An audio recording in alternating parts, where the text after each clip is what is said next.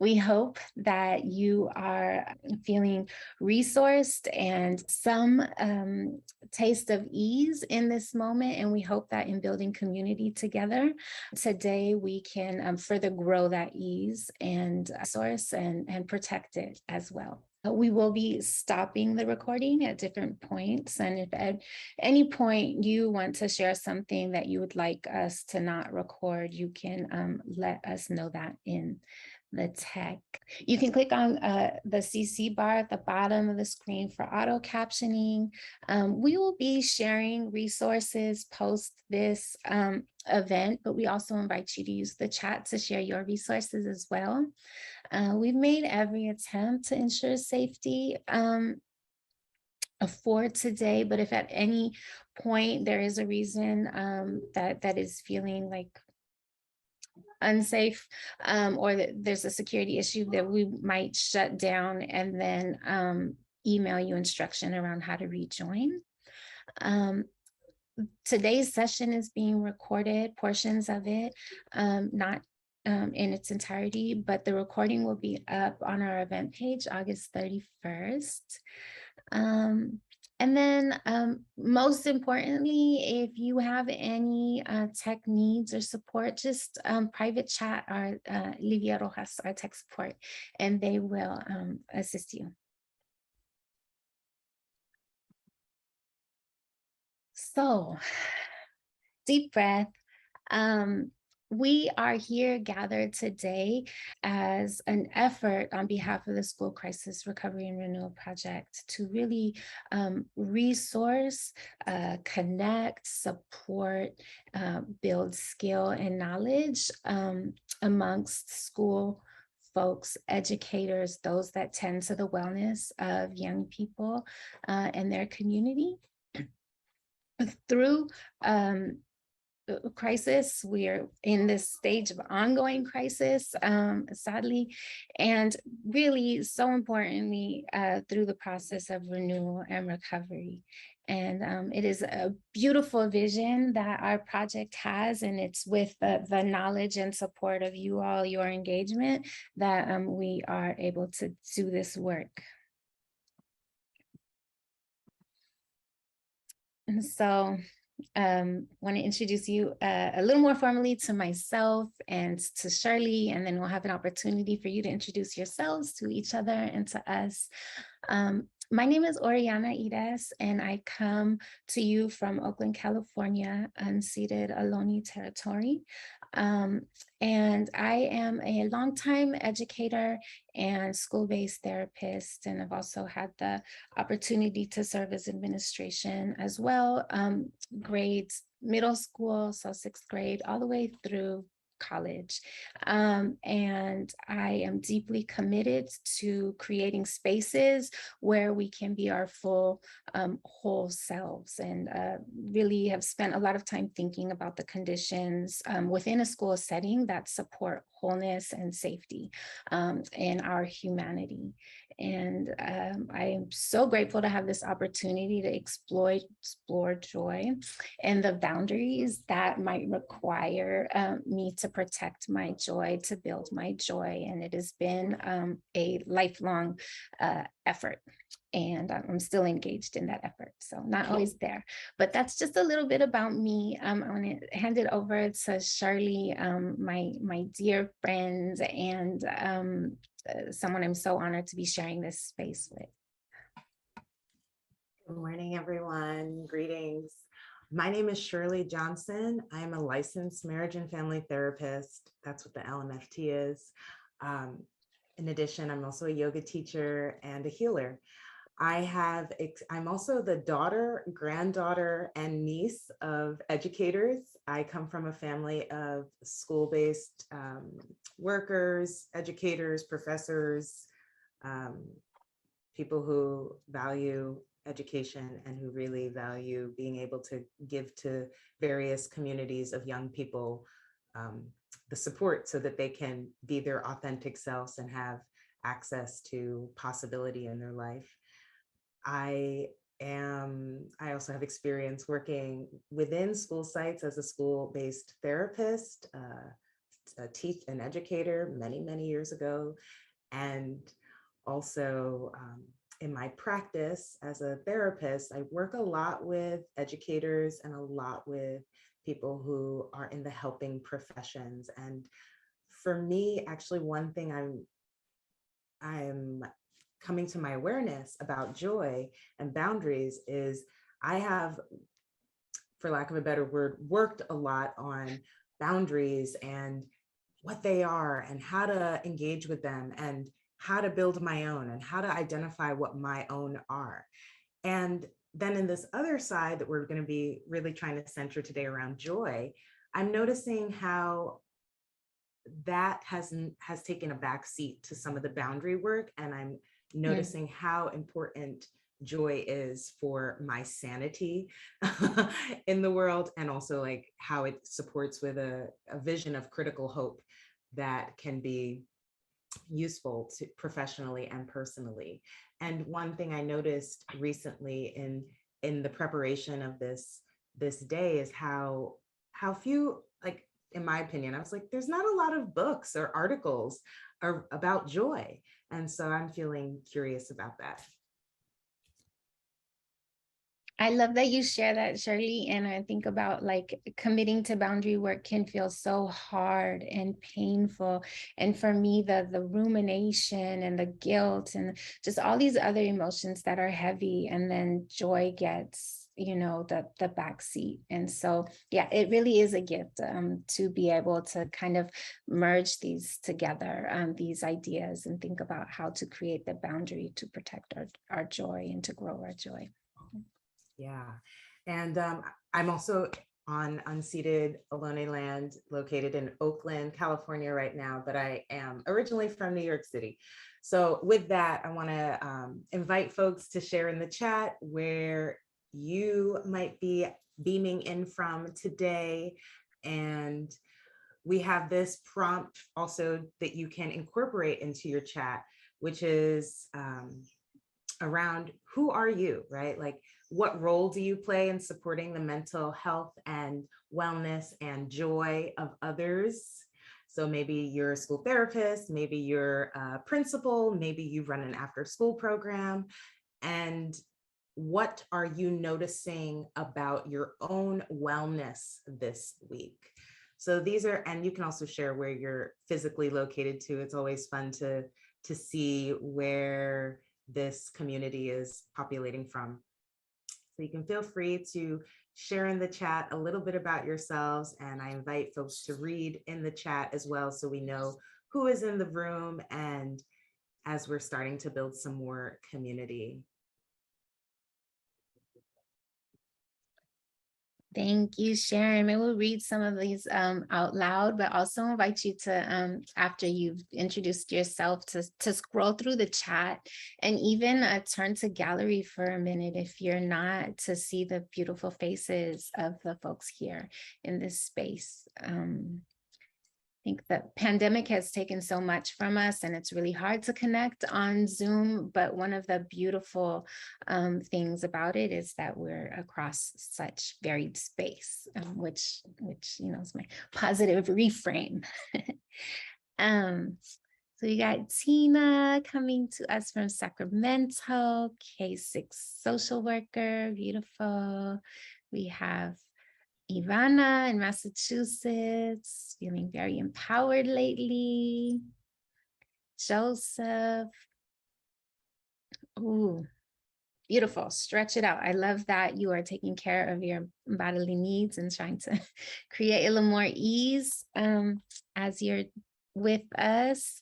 Yasmina, a content creator and thought partner, noticing the need from for some recentering from Arizona.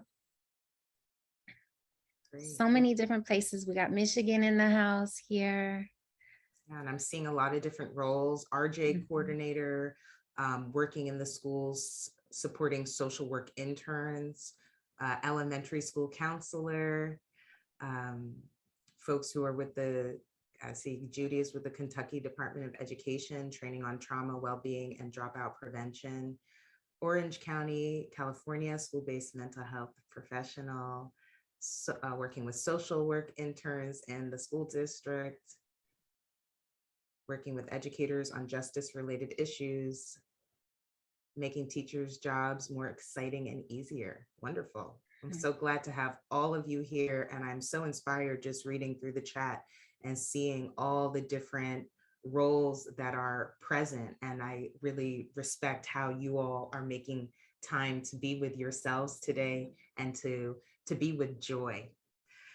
So, and you can keep the flow going and sharing. I love seeing in the chat. So I want to just name a few things for our day. Oriana went over some of the logistics of the day, how to use Zoom, etc. Today, some of the questions we are inviting into the space is how might boundaries inform and form our joy?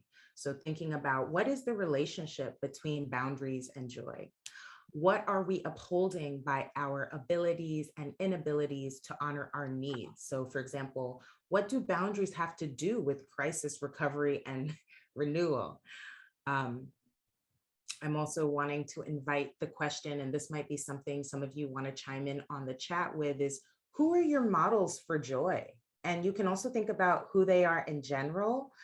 Maybe they're people in the media or people that you see in your community. Maybe they're people in your family, your parents, your siblings, your kids. And maybe they're people in your school setting. Like, who are the people in your school setting who you see as like pillars of joy?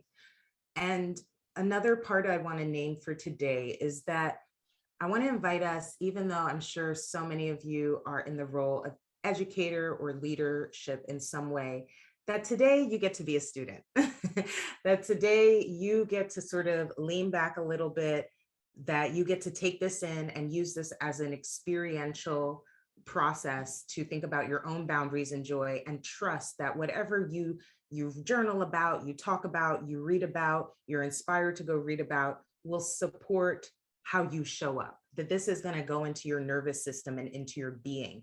So you don't need to necessarily think about how can I teach this thing that Oriana or Shirley has presented on, but you get to really experience. That's my invitation today, is to experience this, to come and receive today. Which can be very hard. I can speak from example. I know for myself that can be difficult. So I want to invite us to, you all get to receive. You give so much. Here is your time to receive. And also, like, this topic of joy and boundaries, I want to name can be a newer edge to be talking about in education spaces and youth workspaces. That for some of us, this might be a really new introduction to this topic. For others of us, we have been perhaps reading certain books or in our personal therapy, expanding what this is. And I also want to name that working within a school setting or working with younger people is automatically such a unique context to think about boundaries in. And there will probably be some areas of conflict between, what my personal boundary is versus what my boundary is when I'm at a school site or I'm working with young people. So I want to just name that there's tension there potentially, and that it's okay. We're going to hold that tension together, and part of growth always requires tension. So hopefully we can embrace the both and rather than either or today. And I also want to say, this has been really helpful for me to tell myself over and over again. It's just like, we're all humans. I'm human, at least. I'm going to assume everyone here is human, which means I'm imperfect. It means that I do not know how to do boundaries perfectly. I do not know how to do joy perfectly. I'm going to take the perfectionism, continuing to compost perfectionism and the ways that I have been taught to think that there is a perfection standard. And I want to put that in the compost today. And I invite any of you who want to put that in the compost with me, or any other things that are going to get in the way of just receiving and being present to the process. So I'm hoping that we can also make this a playful day where we get to play with some of these topics. Yeah. Lovely. So yes, I love this idea of compost, and that brings up a few resources that we have that might support us, and kind of, a lot of boundary work and joy work I've found is about awareness and attunement, and the best way to generate awareness is, for me, has been kind of removing myself from the loudness of the world, and finding space to journal, to sit with my own thoughts, to be aware of my thoughts and my body sensations. And so we have a few resources. We have this beautiful Boundaries for Joy workbook that Shirley put a lot of energy into creating. There's some that we both have. And there's it's an opportunity for you to use it right now if you'd like to, or later, and definitely feel free to share it with those that you love and work alongside. So this Boundaries for Joy workbook is going to have a lot of the prompts that we offer in today's session, and beyond. And so that's a resource for you that is going to be dropped in the chat, or the link to our website where you can download it. We also have this beautiful playlist that you are helping us build in real time, that we will be using throughout today's session, and the collective journal, and a Jamboard. And so just want to give us some front loading that those are resources. We'll kind of be introducing, toggling back and forth from, and they're just invitations for you to use if and when it feels comfortable and easy for you to do so. So as Shirley was saying, today is not a training. It's not a meeting. It's just an opportunity for us to reshift our gaze inward, and to reflect upon our current state of joy and wellness, and to explore our personal relationship with boundaries. For me, I have found that my relationship today, 2022, with boundaries is deeply rooted in my lived experience, deeply rooted in my childhood, and deeply rooted in the societal expectations placed upon me because of my identities. And so this will be a space for some exploration around that.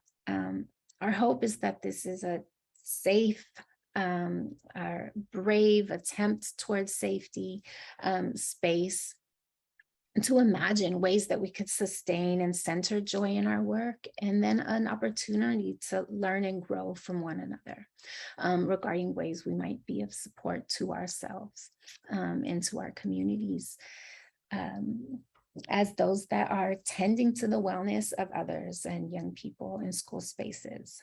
So just kind of guide us through what we have planned today. We're in the midst of a welcome right now. And then we're going to spend some time attuning to our need for boundary, like really just taking a step back or a step in to acknowledge like where we're at and what we're holding.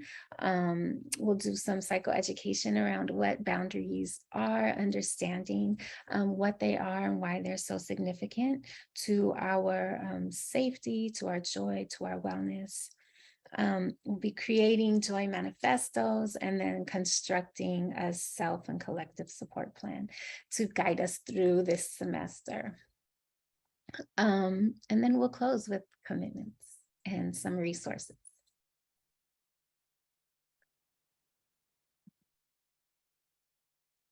Because today is not a training, and it is not a meeting. It's really a space for you to kind of feel in. We want to offer these trauma-informed working agreements and principles that we hope we can work towards uplifting. And so understand that we cannot always feel safe, but we value safety. And we are brave enough, aware enough, hopefully, to center safety in how we show up and what we receive. That we honor trustworthiness and transparency, peer support. This is really a space of collaboration and sharing our lived experiences and our knowledge. In this space, there's 52 of us with lived experience and a lot of information that we can share regarding what joy is, why joy is so significant in the context of education, and how to protect it. Collaboration to that same effort, empowerment, humility, and responsiveness. And there's this beautiful framing by Adrienne Marie Brown that I heard yesterday that gathering is sacred, and I believe that deeply. And she shares that there is a conversation that only the 53 of us can have, that nowhere else in this world at any other point in time can this conversation exist. And so our work is really to figure out what that conversation is, to find it. And so that requires our active engagement with these principles. So if there's anything else that you might need in order to feel safe, to feel present, to feel settled, and able to receive during our time together, we invite you to share that in the chat, or even come off mute and share additions to these right now.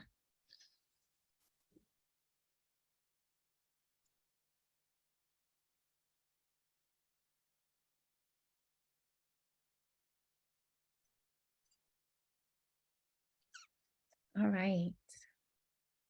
And man, the chat has so many beautiful examples of joy in it right now. I'm just seeing as I look for your contribution to our ways of engaging.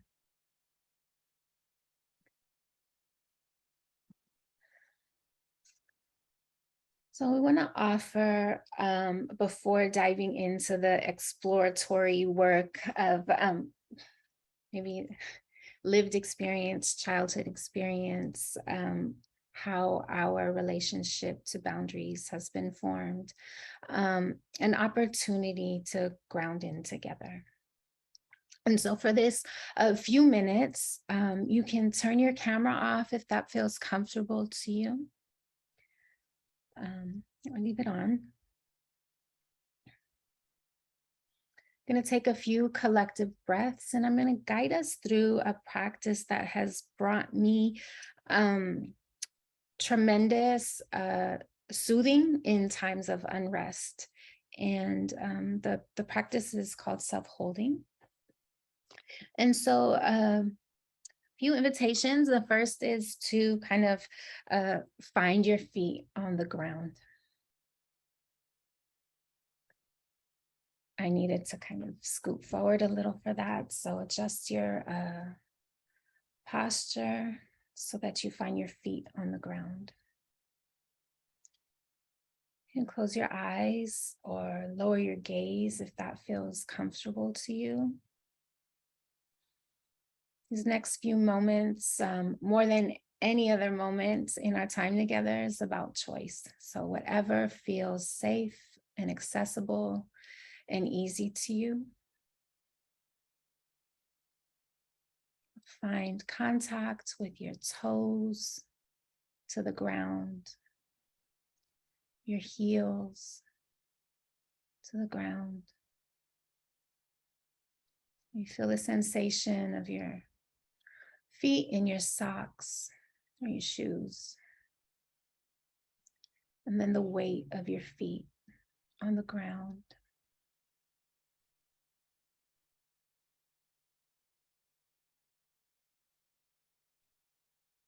Imagine what's beneath the ground you're standing on or sitting on. Imagine the soil beneath you, the moisture, the richness in color and depth. Imagine all the feet that have stood on this ground. all the seeds that have been planted, the hope, the love, the protection, the tending to that has gone into the seeds' growth.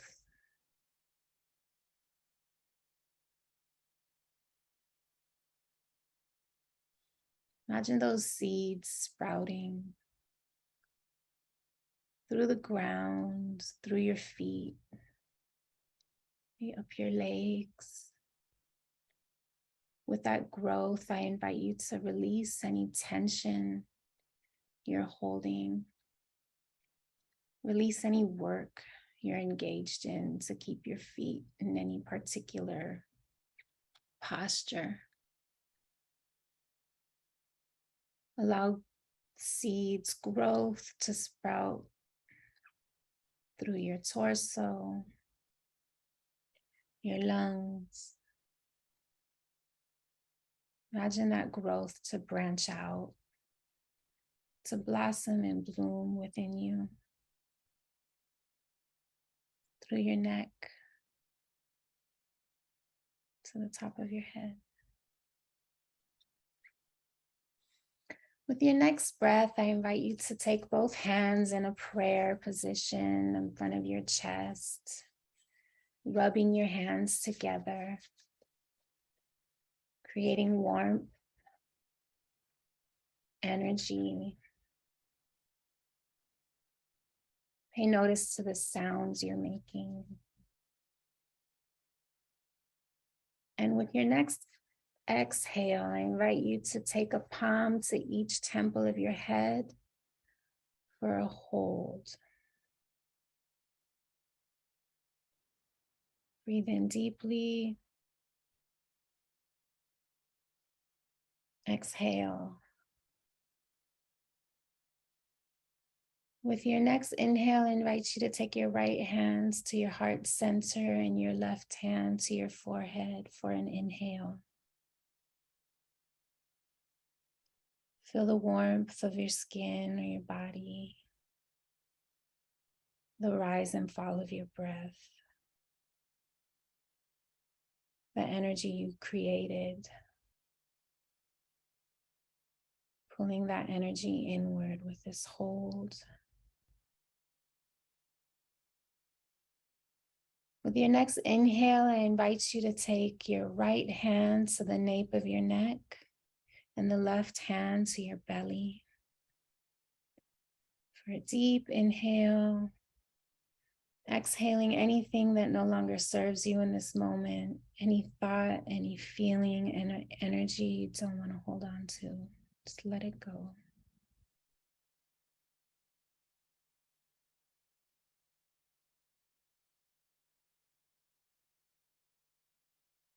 With our last collective breath together, with our last hold, I invite you to take your right hand to your sacrum, kind of right above your belly button, below your chest, and your left hand back to your forehead.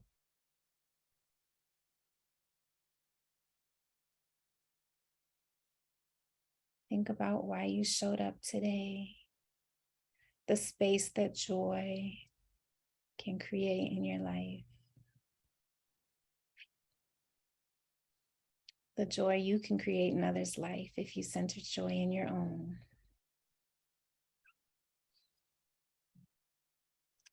Rest your palms to your thighs. Maybe rock and sway before raising your gaze, opening your eyes.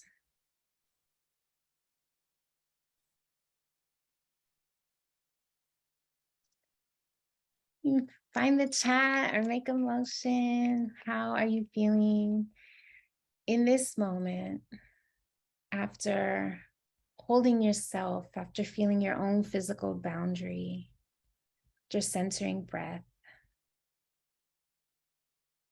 Yay, you got some relaxation, some awesomeness generated. Beautiful.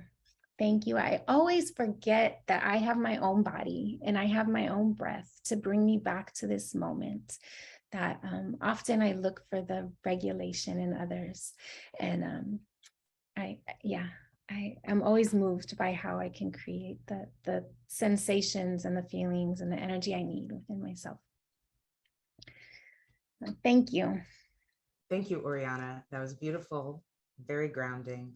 And with that groundingness, we're actually going to just move our body for a few minutes before we come back to sit. So if you're sitting and have capacity or desire, I invite you to stand. I'm going to stay seated so that I can make contact with the camera at height. But we're going to shake and move our bodies a little bit. Y'all down with that? Get our bodies integrated, because I'm sure many of you already are aware of this / know this, but just that so much of what we're talking about, we want to make sure that our body is also getting nourished as we're thinking and conceptualizing and reimagining. So I'm going to play some music and we're going to start. I invite you to, as I mentioned, if you'd like to, you can stand up and maybe just stomp out your feet a little bit, shake out your feet if you've been sitting for a while. And I'm going to invite us to start with some shoulder circles. So inhale, lift the shoulders up, exhale down, inhale up, exhale down, just at your own pace. If you want to add the arms all the way up, open the armpits up, feel the lungs breathing in.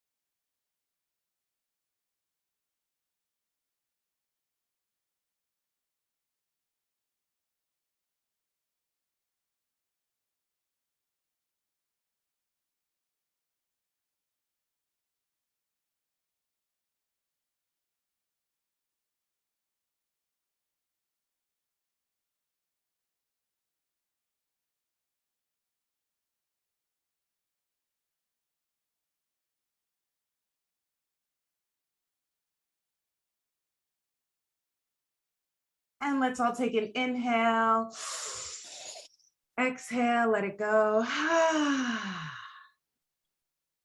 Just a little movement this morning or afternoon, depending where you are, getting our hearts, our physical hearts engaged with our energetic hearts. And I'm going to pass the mic back to Oriana, who's going to get us started into some boundary chat.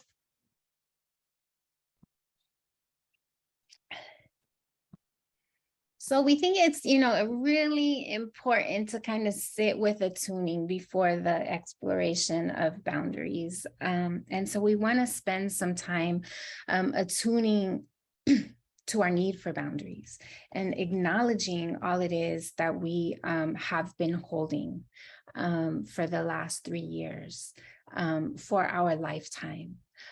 For our generation, for our lineage and our ancestors.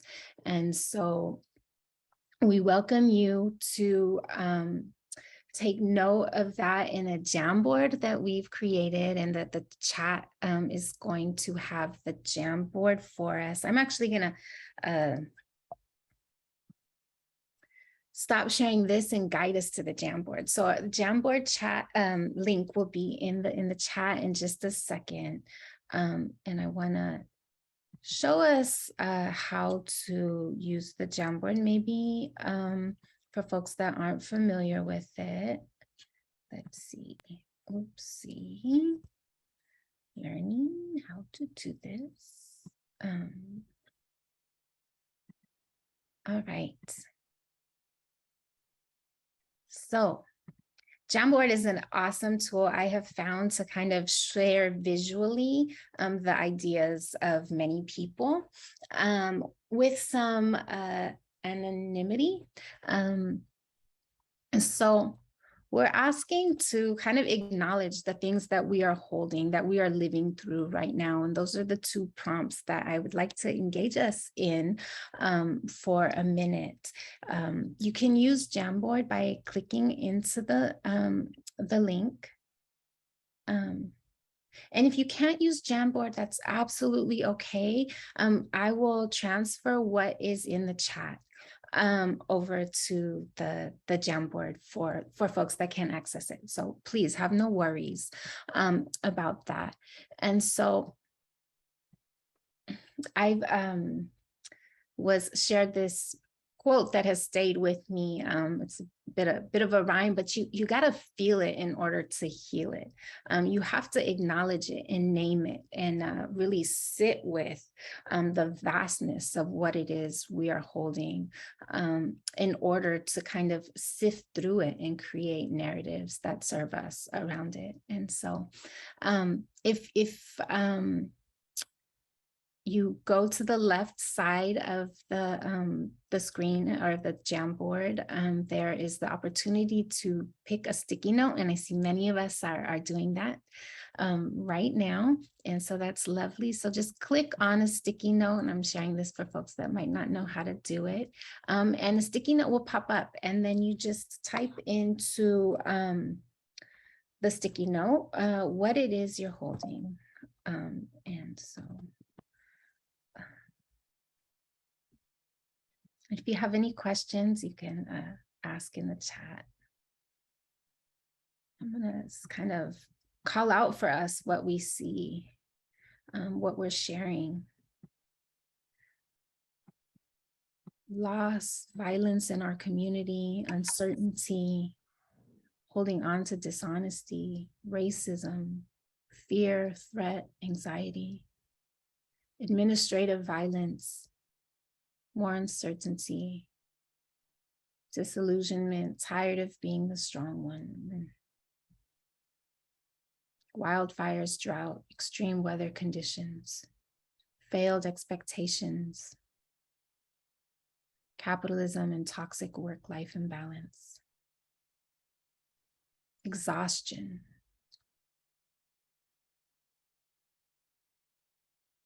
What are we holding? I also hear, who are we holding, right? We're holding fear and shame, grief, perfectionism, exhaustion, opportunity,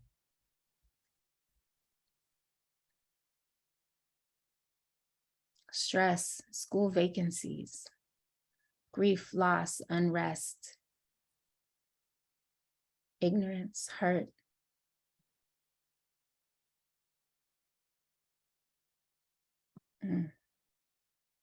There's no way that this does not show up in our bodies, in our relationships, in the ways in which we're able to move through our work, through our work day. And so we want to maybe add a layer of inquiry onto this question.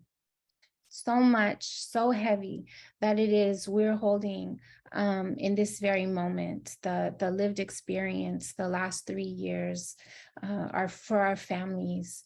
And so we want to take a personal pause and moment to reflect how this moment is showing up for you in your body, in your heart, in your cognition, in your respective roles. In schools or in supporting young people or school systems, your pedagogy and practice. How is this moment, how is all that we're holding showing up in our relationships in our school community? How is it showing up in our young people, in our colleagues, in their families?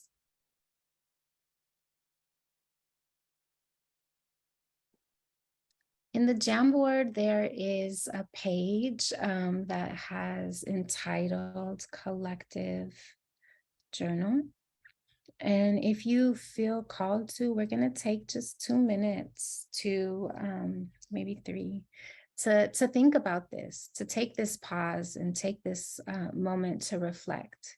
And so you can do that in silence. You can do it in the workbook that we offered if you're able to print it out. You can also do it in the Jamboard, and it's really beautiful to see the writings of one another in the Jamboard. The collective journal is on page 4 of the Jamboard. How is this moment showing up for us somatically? I'm sorry, can you re-say the prompt? For sure. Given all that is we're holding, how is this moment, how is what we're holding showing up for us in our bodies? How is it manifesting in our bodies, in our hearts, our emotional landscape, our cognitive abilities? I've found it so hard to focus personally. And how is it showing up in your pedagogy and practice? And in your relationships?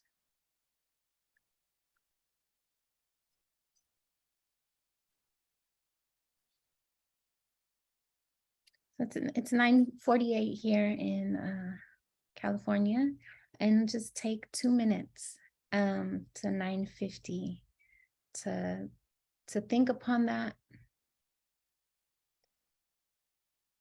to write upon it.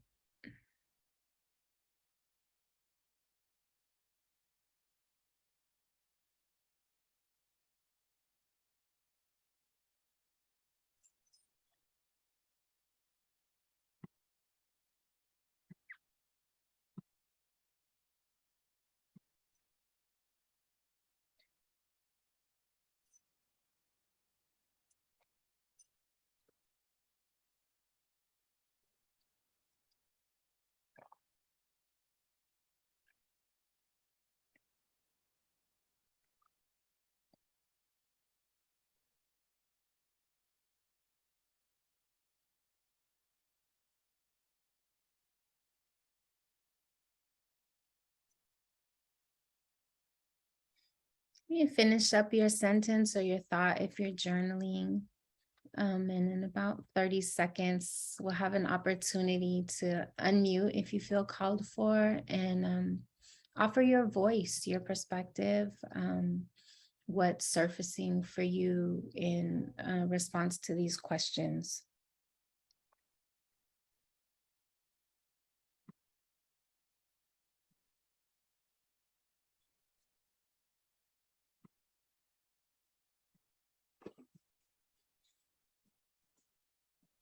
Yeah, so the invitation is to unmute and what's surfacing?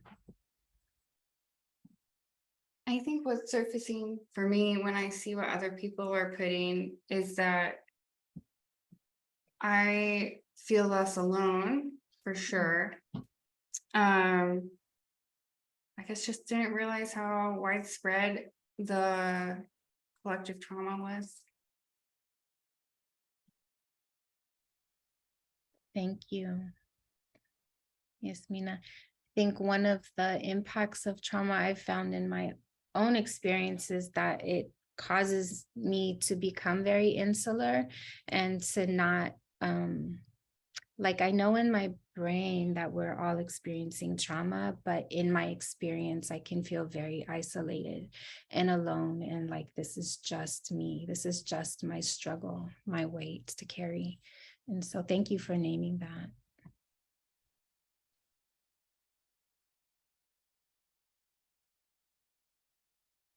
Love to hear from a few more folks, and invite you to please share who you are and where you're coming from as you respond to the kind of question we're inquiring into right now.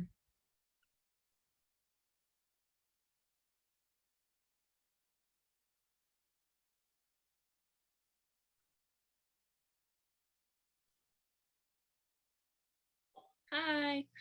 Hey. My name is Melissa. I am a school counselor in Los Angeles. And for me, I think it's shown up as like a repression almost of my own feelings by having to show up for other people constantly, especially the littles who have very big feelings after COVID. In that I've noticed, and I've joked with my friends, I haven't cried in like 6 months, even with everything that's been going on. And it's just because it almost feels like my body can't go there anymore because it's just focused on getting through and showing up for other people. Thank you for naming that. And, you know, sometimes that's incredibly necessary, that we need to kind of, it's for me, definitely, it sounds like for you, it's been a coping mechanism to get through the work it is that we need to get through, right? To kind of mute our feelings or not acknowledge the weight and severity of them.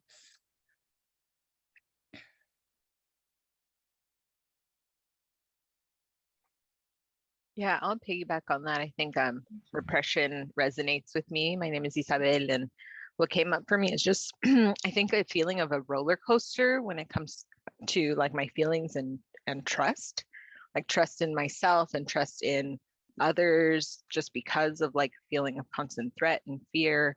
But as much as I've been like working, I think in the last few years to really own my joy, recognizing that it won't sit with me, like it won't, it doesn't stay. So similar to what Melissa's saying, like I can't sit in it too long, because then I feel like I'm forgetting to pay attention to something or be actionable about something else, or you know, give respect to the moment or to the folks around me. And so yeah, I appreciate kind of the framing that got me there, because I don't think I thought about it in that way. Hi, I'm Mary Beth, and I work as a school nurse, and my situation is, I wonder, it seems almost like other people are always seeming to cope a little bit better than I am, and I keep it that no one would know that I wasn't, that I was kind of hiding behind that. And when the person before me mentioned a roller coaster, that really is something for the nurse in a building, because we're constantly waiting to see if there are going to be new COVID issues, or how to really protect all of our students, what supplies are going to be needed, what supplies are going to be hoarded, and so, you know, you just wait for the next wave of crises now, you know, because it's happened more than once before in this pandemic. So thank you, Mary, for elevating that. And I think comparison, I see in the chat some resonance with that, compare and despair, right? I think that can definitely be a trauma response, right? Comparing your experience to that of others. And then with that comparison can also come some judgment around what you're feeling or doing. And so I hope that this is a space to kind of, you know, acknowledge that and release some of that for sure. And also, I think that in my experience, the nature of a wellness center or the school nurse is often the labor, the love, and the energy is often invisible to the rest of the school unless you're in a moment of crisis. And so want to thank you for your work, and just say also to our wellness, to our joy, being witnessed is so incredibly important. Thank you for sharing that. We have time for maybe one more. Sharing. Hi, sorry. My name is Judy. I work in a state Department of Education. And for me, I really, really appreciate all this. And as someone said, the way it's framed, for me, it shows up as a lot of like panic in my body. And I know it's connected to like my own stuff, but one of how it shows up in my work, in my role, is really a reactivity, because I feel like the numbness is so strong, collective numbness or something, and coupled that with the disconnect about people that work at our level, the disconnect to the real suffering that happens every day in these spaces. So I tend to be very reactive, and probably is not helping the cause. So I'm working on that. But on that note, I hate that I have to leave this space for an hour for a meeting, and I'll be back. But I Come just wanted back. to thank you all for this. Yes. It's really beautiful. Please come back, and please, in any way that you can, release the judgment around how you're showing up for this moment. I believe, as Shirley said, we're all doing the absolute best we can, and we're trying to do even more, even better. And we need to be reactive at times, right? And we need to also recognize when it's not serving our wellness. And so this is the space for that. Thank you. Such beautiful connection in the chat, such beautiful affirming of folks' wisdom and experience.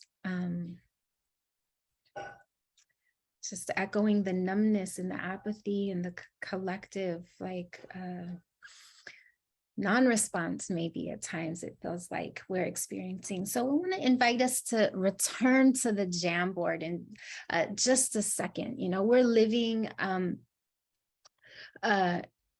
we're working within a system that really requires so much of us, often beyond what one person can give.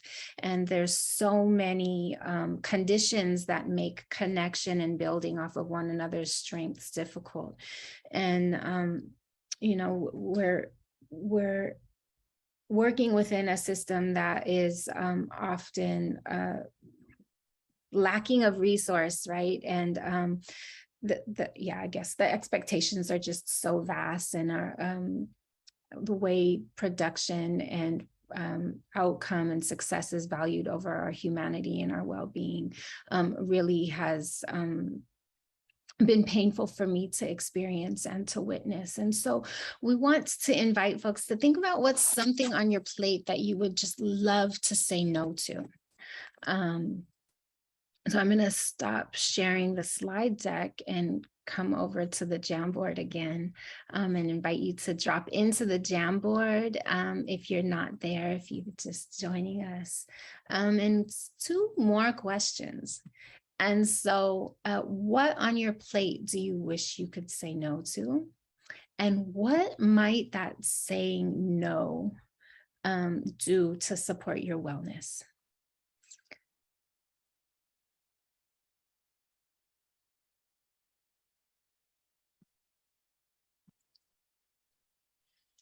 And if you're just joining us, just some tips on Jamboard. You come over to the left-hand side, find a little Post-it, and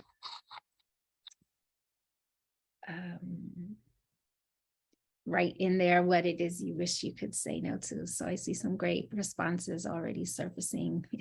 504 coordinator, leading attendance committee, sharing space with certain family members, federal grant reporting demands. There's no such thing as too transparent here. Be as honest. Towing the political line, poor scheduling, not feeling enough. Busyness, normalizing.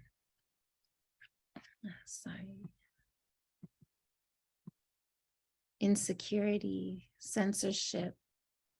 Yes. Feeling taken advantage of.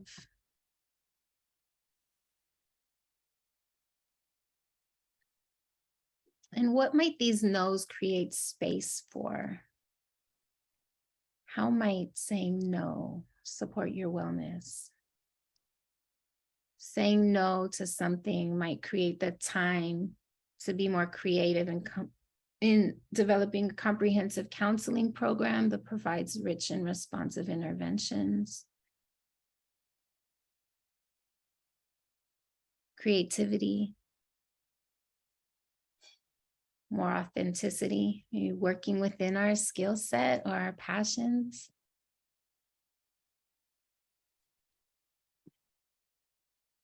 Paperwork, thank you, Anne.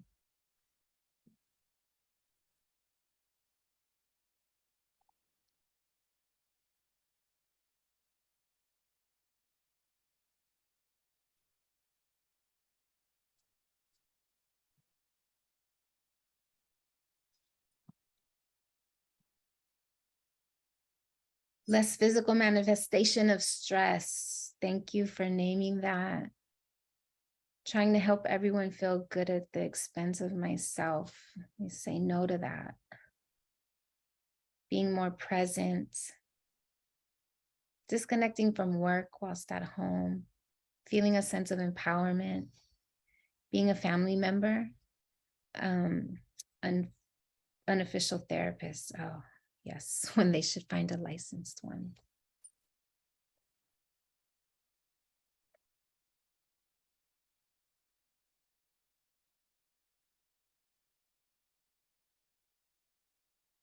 Some beautiful spaciousness with our abilities to say no. Authenticity and self-actualization. More space and time to take breath. More time to direct service. Beautiful. We come back to our slide deck, but invite you to continue to, throughout our time, think about what you want to say no to and capture that there.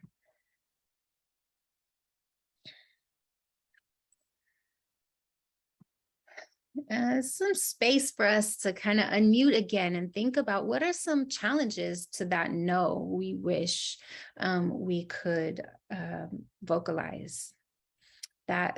That no is a boundary we would like to assert, that we maybe are struggling to do so or don't work within the conditions that make that no possible. And so what are some of the challenges of attuning to and attending to our wellness in the context of schooling and working with youth?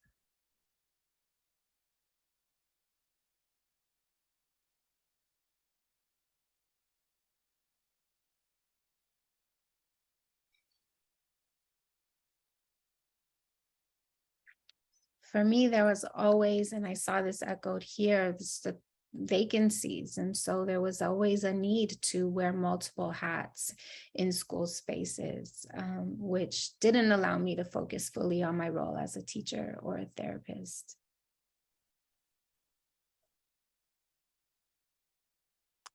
I could follow through on that. As the school nurse in a building with students that have multiple emotional and physical difficulties, I personally don't feel like I can get coverage to take a day off ever. And it, it becomes a real challenge, and it's twice as stressful if I want to take a day. That's why I don't, I've already reached the max of my sick time because there's just not, I wouldn't want to leave some of the students to different people that might not understand their emotional needs.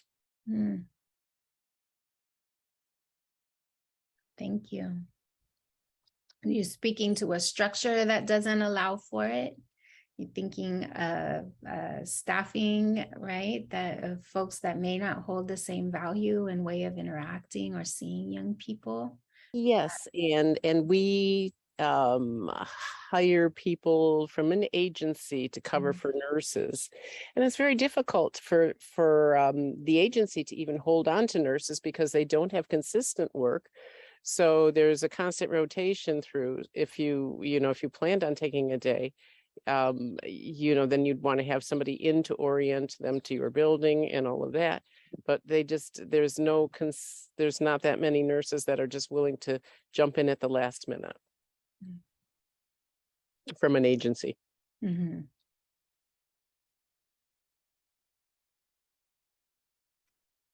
Feel free to unmute and share what you've experienced the challenges to be. I see in the chat. I'll read. Charlize, the challenge for me is having to deal with crisis sometimes in the present moment that sometimes felt like it edged on my boundaries. For example, a crisis that happened at the end of the school day, yes, that then would keep me in the building and working till later to leave my nervous system fried. A lot of resonance with that. Last minute schedule changes lead to broken commitments.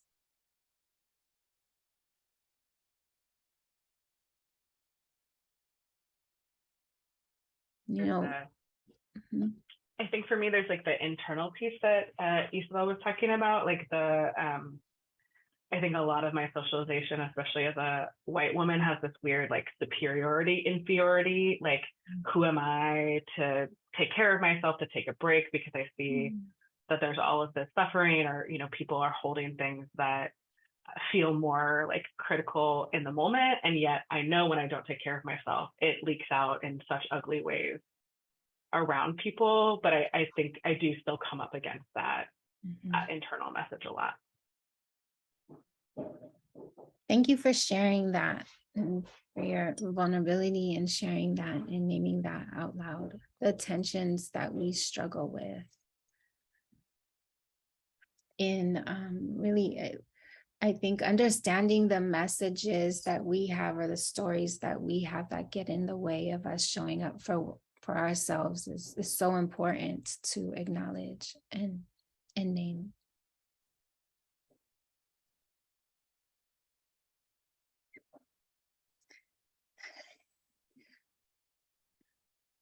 Well, thank you. Please feel free to continue to share this in the Jamboard, in the chat, and we'll continue to build on this conversation.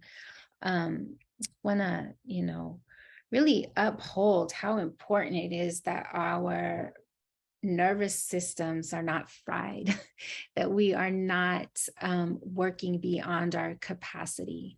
You know, we have our window of tolerance, we have our operational memory, and often within school systems, the culture that's upheld is a culture that will eat us alive.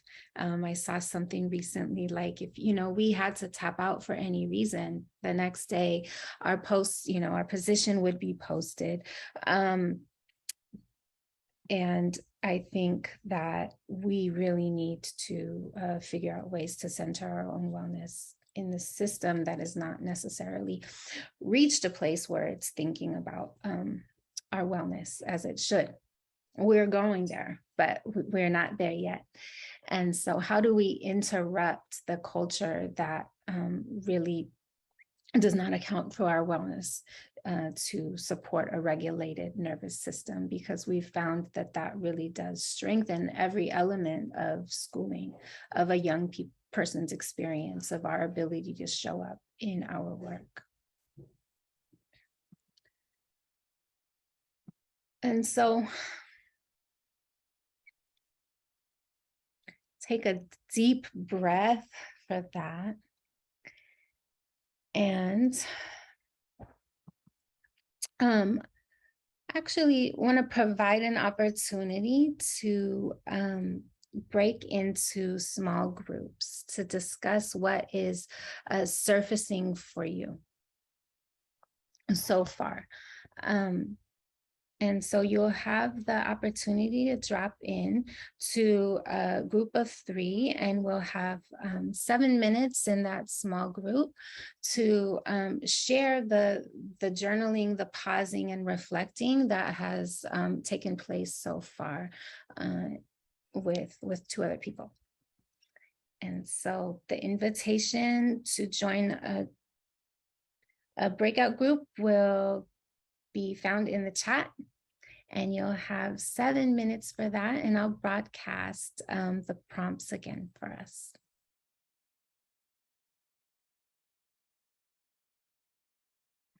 Lovely. So as we're returning, we invite you to just, you know, waterfall into the chat, what surfaced, what more, what deeper kind of understanding, a shared experience surfaced in your small group conversations. We'd love to see that in the chat. So we're going to start to kind of define or frame what boundaries are. And I'm sure that we all have some baseline understanding of what they are. I also want to share that we are recording this portion, and if there's anything that you want to share that's not recorded, please just, you can put that in the chat to tech support, or you can say that before you're offering your sharing. So So love to see what surfaced in your small groups in the chat. And I'm going to share a little information around how I've come to understand what boundaries are. I want to offer that I was raised by a single immigrant mother in this country and in a family with just her that did not honor boundaries. Boundaries are almost an offense if I try to assert one, and I don't recall her in her work asserting boundaries, my mother. And then as a for much of my life, a single parent myself, and at one point a teen parent, I just constantly lived in service of my child and my mother. And then as an educator, I was the founder of a small school, co-founder of a small school in San Francisco, in the community that I was born and raised in. And it is so incredibly important to me that that school supports the liberation, the healing, the strength and growth of my community. And I share these things because my identity, my lived experience, the roles that I play in my community really have made understanding and asserting boundaries difficult for me. And I invite us to think about here through this, what parts of our identity might make upholding or even understanding and attuning to boundaries difficult. So that's the invitation as you're listening to this. But I want to share this definition of boundaries and offer boundaries in the framing of external and internal. And so boundaries can be defined as the emotional and physical space that you need to be the most authentic version of yourself. I read recently, how do you feel the other without becoming lost in the other, right? So it's reference to emotional and physical space that encompasses intellectual and material as well. So as I said, boundaries can have in this framing two parts, external and internal. And so our external boundaries speak to the spatial nature of things, and it allows you to choose a physical distance from others. And so with COVID, we've definitely become more intimately aware of our boundaries, right? Our lives have depended on, the lives of our loved ones have depended on boundaries. And as educators, we have been asked to compromise those boundaries often in service of and support of our communities. So external boundaries can also refer to material conditions such as money and or sharing possessions. Internal boundaries are a little more nuanced, and they protect our thinking, our feeling, our emotional landscape, and our behaviors. And they serve to support our emotional regulation. And then relational values help us to distinguish our unique identities from that of the other. And so this framing has been helpful for me to understand and to think about what boundaries are, invite you to think about how you know in your heart, in your body, and in your actions when you're upholding a boundary that feels healthy to you. When you're upholding a boundary that respects your space. When you're upholding a boundary that supports your emotional regulation. When it allows you to stay your authentic, I saw that beautiful intention, right? Earlier, when it allows you to stay your authentic self. How might you know that? What actions for you are aligned with that upholding? And you can, this is a conversation. So feel free to unmute or share that in the chat. But it's important inquiry, right? Often my therapist shared with me that I'm looking externally for all this information when so much of the information I need to be my authentic self is within me. So Desire, I see your hand up. I'd love to hear from you. Hey everyone, Desiree. Sorry, Desiree. And it's all good. Everybody always messes that up. Let me see. How I know my body, my heart will. One, I don't feel an urge of panic. I feel at ease. I feel cool. I know when I'm overheating, either I'm getting very passionate or I'm very angry and scared. Let's see. Exercising my nose. I shared in my previous script, I did not really have boundaries for a really long time. And so I used to say yes to a lot of things or not knowing what I did or didn't like. So I was curious and willing to do things that maybe didn't benefit me. But now I definitely exercise my no and cultivate the time to be happy to say yes to something. Working on my gratitude and just feeling like I made a good choice for my life. That day I accomplished what I needed to do as opposed to running behind people and hoping that they did what they were supposed to do. Like I don't do that anymore. So thank you for listening. Thank you for sharing that. The overheating, I'm gonna take that with me, and it's a beautiful barometer for right when we're aligned with or supporting our needs, and when maybe we're not. Exercising my no, I see resonance with that in the chat.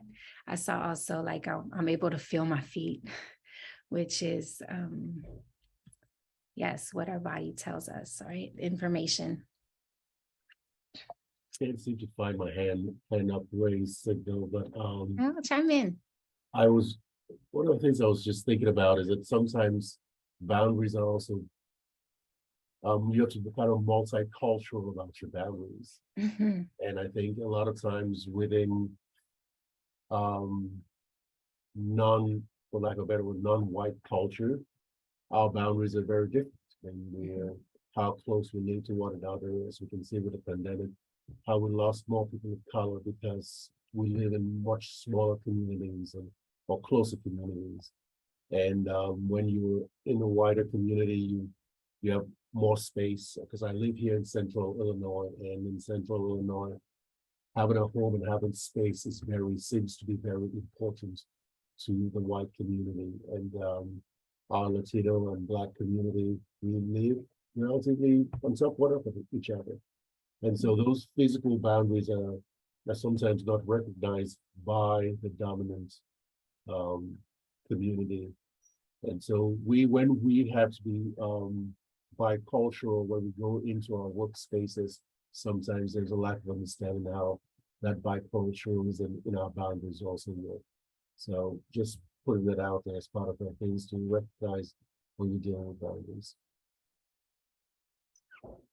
Thank you. Thank you so much. That's so important to elevate, right? And understanding our own boundary without judgment or what doesn't need to be a boundary, right?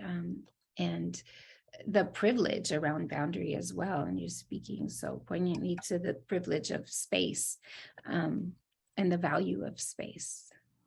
Yeah, and I want to echo that too, and thank you, Joseph, because that was coming up as I was listening, and I wanted to bring it up around, this topic of boundaries. I just want to name, I'm sure it's apparent for everyone, but I want to be clear in naming that boundaries look different person to person. Boundaries are both personal, and as Joseph is speaking to, there's also a way that the boundaries are formed by our cultures too. Who we come from, the people we come from. Boundaries are a response in many ways, I think, in living in sort of the American Western culture, there's like a whole other, I think that boundaries in many ways is a response to living in such a modernized and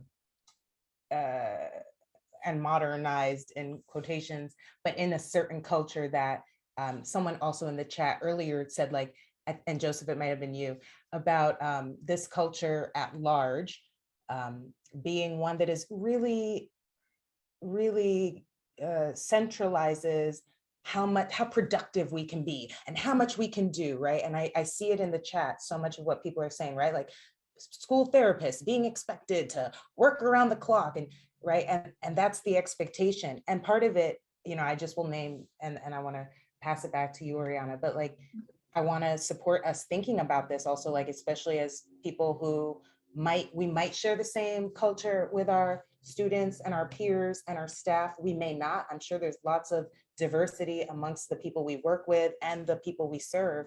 But also like all of that comes into play too, because the way that I'm thinking about boundaries as a person who is American born, city born, raised in an urban environment, living, building on top of people, and also being a mixed race person of European, Native American, and African ancestry might be different than my colleague or my young person who is coming from a different context. And like I mentioned in the beginning, like the imperfection and the tension of all of this. So thank you for elevating this, because this is another layer of what we're holding as we start to identify what feels good in our own body and what we have maybe been informed by. And some of what we've been informed by, we might compost, some of it we might hold and take with us into the journey.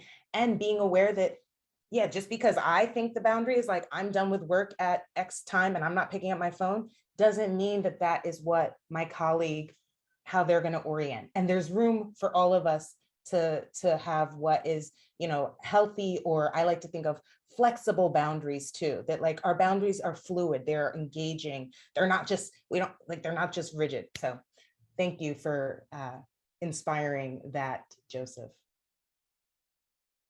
Thank you. Yes. And Kia, do you want to share what's in the chat? It's so rich as well and definitely speaks to this. Or I can read it as. Oh, hi. Good morning, everyone. So I come from a culture called Hmong, and it doesn't have a written language. It wasn't created by its own people. And so I grew up operating, not knowing as a child, but as an adult. Now I realize, okay, when someone says something, when they make a promise to you, when they make a commitment to you, it was usually done with witnesses, or it was done at a very important level. And if you didn't do what you said you were going to do for someone, that was very offensive, and it's like really, really bad. A written language was created by a Catholic missionary back in 1960-ish because he wanted to learn the language, and he created it. So most elders in my community don't read it because it didn't exist. They didn't create it. So working in this environment, when people say they're going to do something, when they write they're going to do something, they don't do it, or if they change it up and they don't tell you, hey, I'm changing it up, or they manipulate the truth. I realize as an adult now that I really struggle with that, but I didn't understand as a child that bothered me. But as an adult now, I realize, oh, this is part of my upbringing. This is part of what I've seen. This is part of if you lie to somebody, you have to have basically a healing circle to say why you didn't tell the truth, and it has to be done in front of everybody. And you penalize for it. You have to say, how can I make this better for you? Do I need to feed the family? Do I need to have a ceremony? Do I need to kill a chicken? You know, I don't know. What do you want to make you feel better, to make your family feel better, make your mom feel better? Because everyone's hurt. A lie can hurt a lot of people.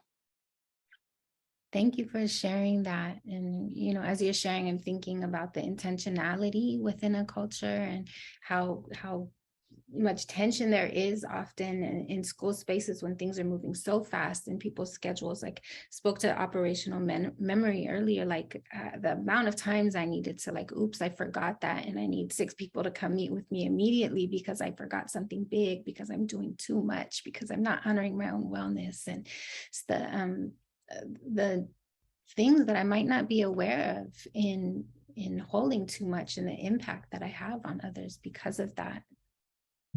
Thank you. Yeah, just jumping in just for a moment. I think one of the things that we run into in living in a society where we're bound by time it becomes, I mean, and if you come from a cultural group that where time is not what's on the clock, but what's on in the feeling and perception of your body, we're in conflict and our boundaries get violated because, hey, I have a student who is emotional and coming to terms with what's going on, and officially have a 50-minute session. I don't stop it at 50 minutes. I end up going a little later. And if I have other students, yes, my day gets pushed back, but that's the way my response to time is. But then my supervision says that you're not doing it according to the way we said you ought to be doing it. But that's not the way I feel I respond to what needs to be done. And those are those boundaries that get violated knowingly or unknowingly. And one of the things that Kia spoke about is about how cultural groups, sometimes things are written or not written, and how we get things get violated by how we perceive what is written or not written. And as a larger, the dominant culture here wants us to follow these rules that are written, but do they really follow the rules that are written? Because as I tell my almost 19-year-old son when he goes out, I'm wondering, is he wearing a hoodie at times? Because those are things he might get violated if he's wearing a hoodie because he's a 6'4" Black man. And those are things we have to really start thinking about. How do we as a larger society start responding to each other in ways in which we can have deeper conversations and not restorative conversations as I spoke to the woman in my group, but transformative justice as opposed to just restorative. I love that. Thank you. Thank you for that. And thank you for that transformative justice, right? That alternative. Because what we're restoring to isn't always healthy, or often is not healthy. And thank you for speaking the time, because Shirley and I were just saying we could spend a lot of time in this exploration, and I think we could give all day to this inquiry and feel fed by it. There's another layering of question or inquiry on the screen right now, and that's asking you to recall a time when you set a boundary, and thinking about your upbringing, your messages around boundaries. What did it take for you to assert that boundary, that protection of your emotional regulation or your physical space, or your sense of authenticity, right? Why did that boundary emerge? I'd love to hear some folks' experience with setting boundary in the chat. Maybe room for one person to share out loud. It's okay to just kind of maybe keep that, keep the thought or inquiry to yourself as we move along. But sticking with the intention for attunement and awareness, like knowing what was required of you in that protection of joy or your wellness is really important information to gather. And, we want to speak to all that can happen when we are not able to protect or center our needs because of the structure we exist within, the culture that we exist within. Dominant culture often will, as Audre Lorde so beautifully and poignantly frames, might eat us alive. And want to invite someone to read this quote out loud. It's a short one. If I didn't divide myself for myself, I would be crunched into other people's fantasies for me and eat me alive. How does that possibility align with your experience as a school nurse or a social worker or a therapist or a daughter?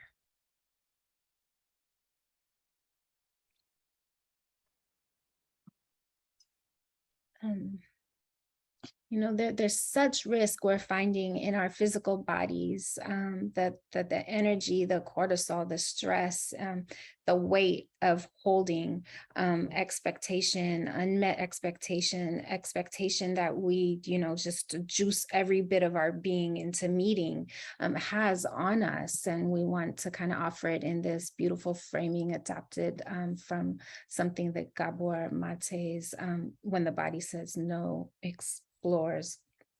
And so it's looking at, you know, when we're not able to say no or protect a boundary, uphold a boundary that we might need for our safety and wellness, what happens in our bodies, in our emotional landscapes, and in our relationships? You know, there's a tiredness, a heaviness, a fog that we may feel, tension, inflammation, right?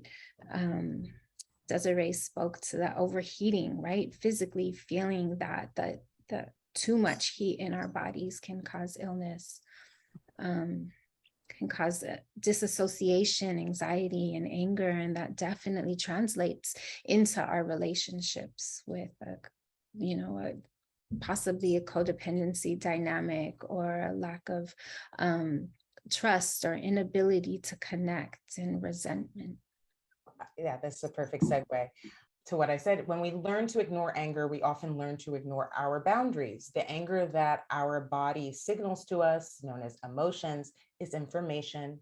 And in many communities, anger and violence have been conflated into one, that it has scared people out of embracing or interacting with anger when they feel it, right? And I want to name that there is, I think, still a lot of work in Western modern culture that has such a history of violence, and history of violence on the earth, history of violence within its own communities, onto other communities. There's still, I think, a lot of pulling apart of anger and violence, but to name it for me helps to start the process of pulling apart for me. So it can be difficult to sometimes identify anger within the body, especially if it's correlated with violence and there's possibly fear or trauma that is embedded in that. So some questions just to share that we might want to ask when we feel anger: where may my boundaries be being pushed? Where may I not be in integrity with my boundaries? And again, naming that in a school setting, this is really difficult because we are in sometimes a power dynamic with our young people or younger people, in the sense that we are there as authority. We are there, we're there getting paid sometimes. And, you know, like there's a different role that we're playing.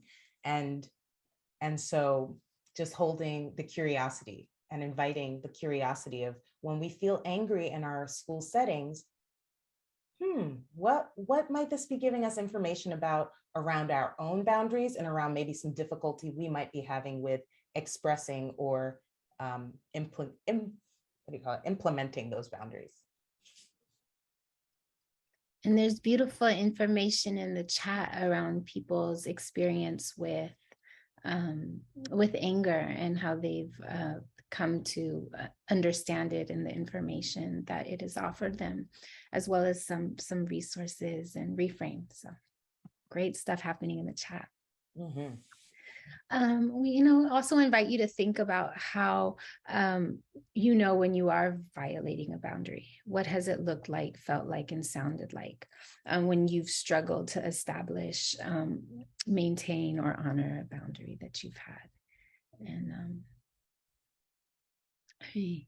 kind of breathe that question in. Allow the information from your body, your sensory system to let you know what that has felt like, and the invitation to share that in the chat. See sadness, for sure. Prentice Hemphill shares this beautiful framing around boundaries.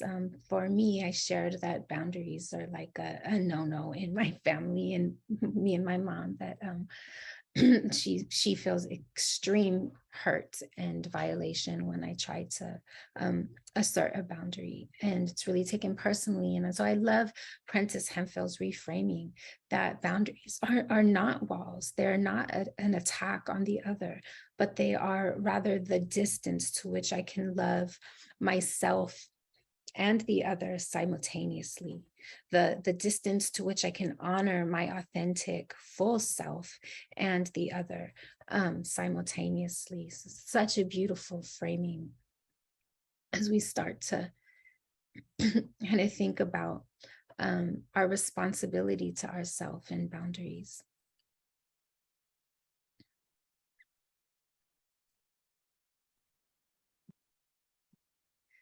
Many times we learn about boundaries within the context of other people or within our relationships to other people. We have a personal responsibility to understand and attune to our own boundaries and find ways to assert them, just as the institutions that we're working within also have a responsibility to respect and uphold and attune to our boundaries. So I want to offer this reframe around boundaries as not being a mean or an attack or a lack of care, but rather an immense care. And I'm going to also share some reasons that I have kind of been thinking about in regards to why boundaries might be something that I compromise personally, or maybe you have the experience also of compromising. And so we've offered, you know, and it's been some really rich sharing in the chat around our cultural upbringing and understanding in relationship to boundaries, and how they may differ across, you know, culture. But I've been really trying to explore and understand how untended trauma may compromise boundaries or may not support me in upholding boundaries that protect my safety and my wellness and my authenticness. And so trauma can,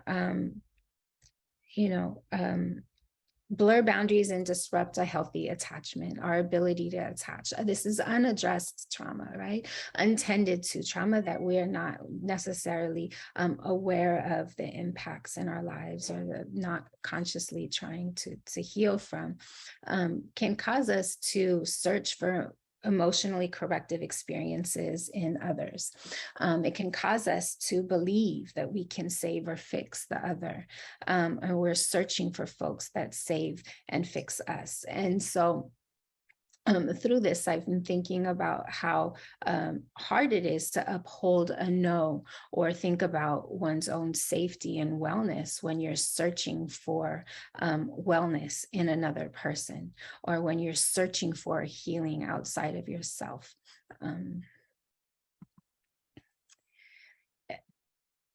Shirley spoke to the fight right earlier, and a trauma can activate a threat-based mindset often. And so when we perceive everything as a threat or possible danger, it can cause us to resort to or revert to a fight, freeze, fawn response. Right. And so that can result in boundaries that are incredibly rigid. If my trauma response is flight, then I might have an incredibly rigid boundary. I might cut people off immediately without conversation, or without the information needed to have a more permeable or flexible, rather, boundary. If my trauma response is to fawn, then I'm constantly searching to please others. I'm afraid of abandonment, or afraid of making someone unhappy. And so then it can cause me to ignore my no, or my need for safety. And then, not lastly, but here, trauma also heavily distorts our sense of self. And we struggle when we have unresolved or unhealed tended to trauma to often find our value in other people or in a merit-based system that defines success, or in giving rather than just being. And so I wonder how these land with you. What would you add to these? What do you wonder in regards to these offerings around the impact of untended to trauma in our boundaries? Feel free to unmute or share in the chat. One thing that's come up for me recently that I've been thinking about, and it's not a clear thought, it's definitely something working through, but in that last point around distorting our sense of self, one of the things that I found, I think, with between boundaries and healing and like really thinking about how I showed up when I was in the classroom and serving young people was how the collective identity, that trauma, like that shared trauma that we had and how we defined ourselves by our trauma.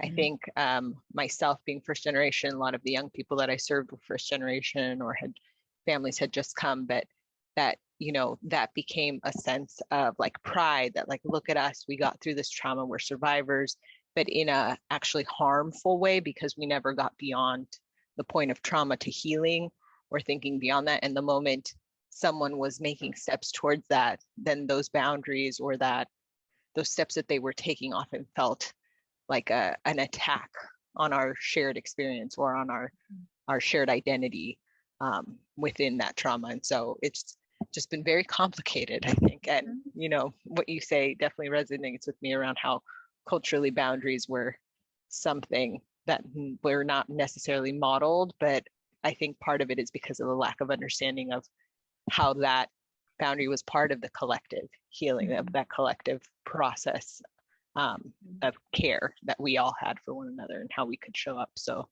yeah, that's the one that I've been thinking about a lot, is how much I identified with some of those traumas and like why that was maybe damaging on a bigger scale. Yeah.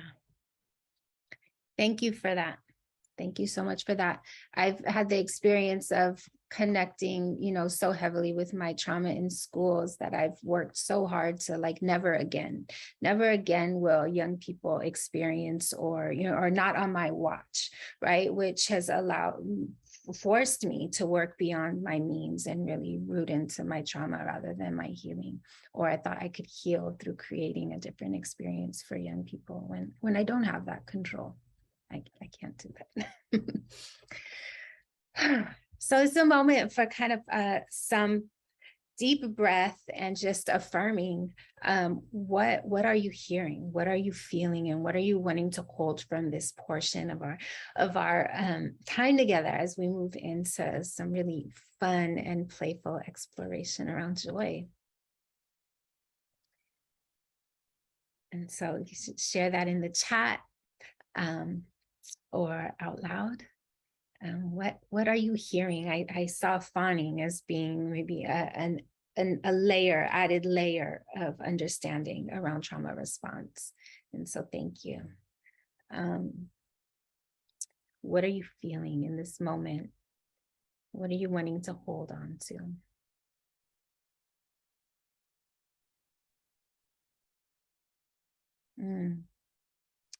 Antsiness and curiosity. Never again.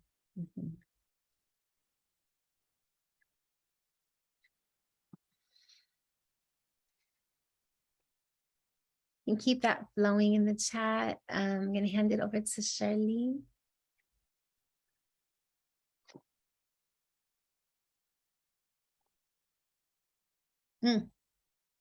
Shirley, sound. Thank you, my microphone. Thank you, Oriana. And there's so much here for me to digest and metabolize. So I want to invite folks who haven't taken a bio break. If you need to fill up your water bottle, make a little snack pack, use the bathroom, we're going to have like a little 3-minute. It's either bio break / some more movement. So those who don't need to do any of those things, let's do some movement and breathing together just to ground ourselves together as we come and start to shift over from boundaries to joy, which I'm thinking of like we're on a continuum. So if you want, again, you can stand up, you can stay seated and comfortable. And I'm going to stop sharing this screen so I can share some music.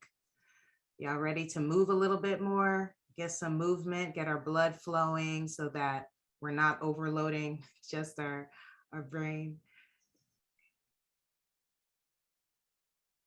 Right.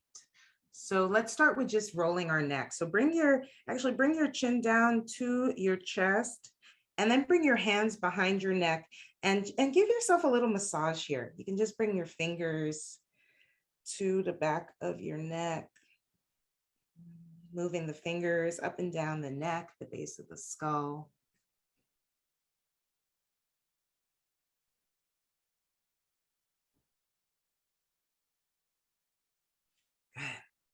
And then release the hands back down by your sides. Bring the right ear over to the right shoulder. And then lift up your left shoulder to the ears. You inhale, exhale, roll the left shoulder down. Good. Bring the chin back to center. Now bring the left ear to the left shoulder. Inhale, the right shoulder up. And exhale, the right shoulder down. And then just roll a few times left to right with your head. If it feels okay in your neck, you can take a full circle.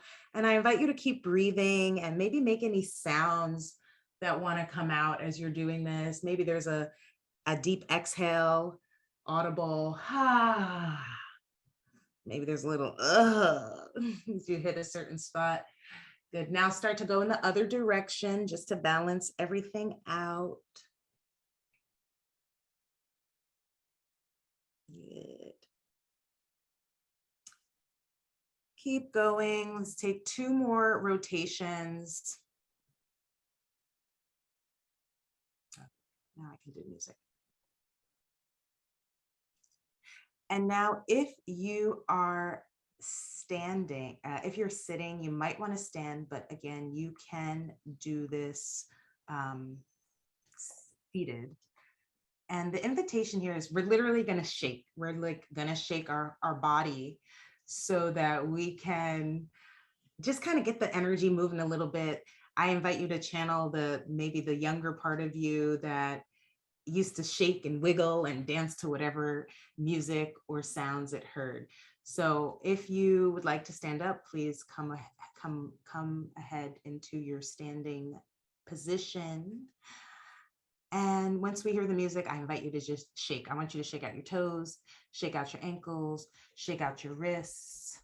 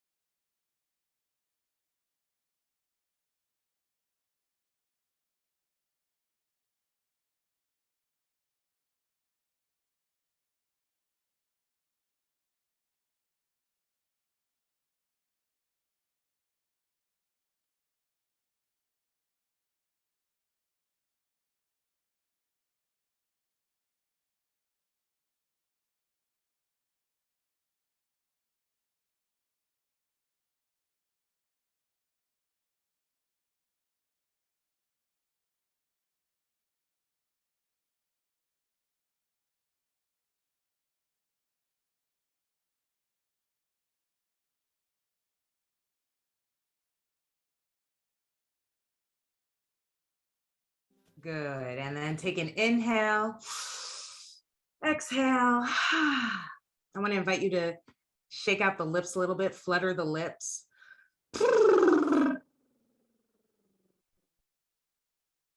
Two more times like that.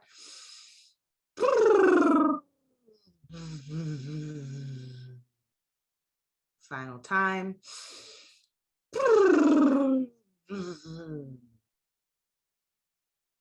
Great. And we'll come back together. Hope that that felt good in your body. Hope you're taking care of your body during this time. And I invite you to continue to take care of your body. Thank you. So let's move into our cultivating joy. So those of you who did not receive it, we dropped it in the link. We dropped it in the chat earlier, but we do have a workbook that Oriana and I have put together. So there will be some prompts that I will draw on that were supported from the workbook, and I will invite you to also be able to use some of these prompts later on in your free time as you continue to explore. So today we're going to be creating a joy manifesto, and I'm going to talk more about what that is as we go on. Next slide. Thank you. So the first thing I want to say about joy is that, or I want to invite us actually to do, is to remember who we are and remembering who we were. So this is a photo of me and my cousins that I did not ask for consent to put in, but hopefully I think they would give me the grace to put it in. And I put us in as children. And it's so interesting because many of us here are working with children.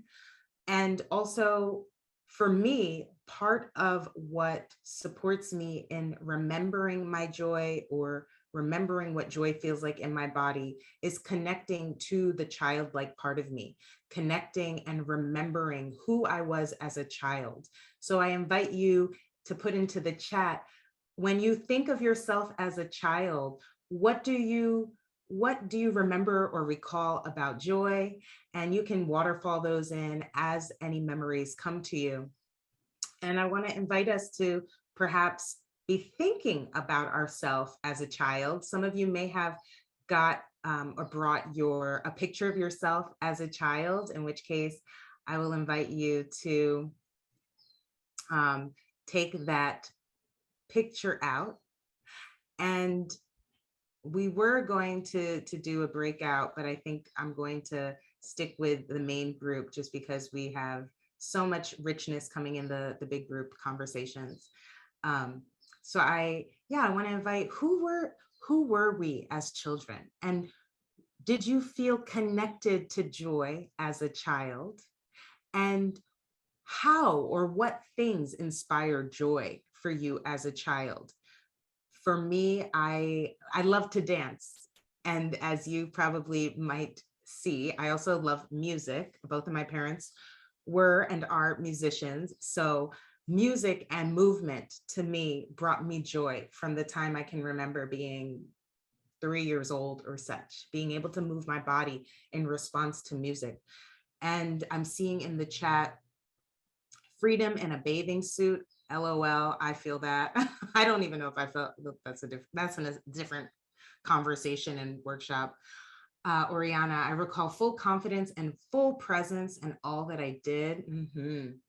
Family, all the time I spent with cousins, aunts, uncles, and my maternal grandma. I feel that. Tina, I spent a lot of time with my extended family. Also going out after breakfast, being called in for dinner, free to explore and learn to navigate our world. Yeah, one of the joys I also had growing up was playing outside, like growing up in a time and a neighborhood where I could just go outside until, the sun went down. There was always some adult watching us ride our bikes, make up games, be creative. How close I was with my family. How free I felt when I was with my friends. I love sleepovers with my friends and playing school. Easy to access joy because I was able to access my full self, including silliness. Good point, Danielle, that, sometimes when we're kids, we can access that silliness. As I look at this photo, part of me was like, ugh, like should I put this photo in? I'm going to expose the fact that, I don't know if you can see it. I'm the one all the way on the left. It's not apparent.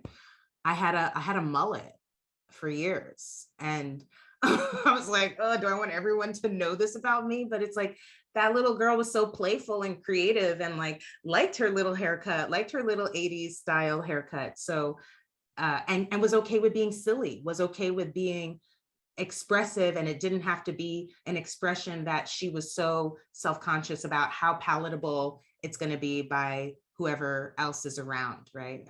Shoot, I want a mullet. That's what I'm going to do. A choice I would probably not make now for multiple reasons. Being out in nature, no TV. My mother let us have 1 hour of TV a day. Camping and hiking, right? So I'm seeing there's lots of things that we can draw on and remember. And in your workbook, there is a page there that you can dive into at your own time that really elicits getting comfortable with one of those younger parts of you and recalling and remembering what that part of you loved to do, what that part of you, like what were its favorite things to engage in. Yeah, no social media, connected in real life interactions. There can be a lot of joy in that. So this is a quote from a friend and colleague of mine that has stood out to me since I read it. And I'm going to invite someone from the room to just unmute yourself and read it, please.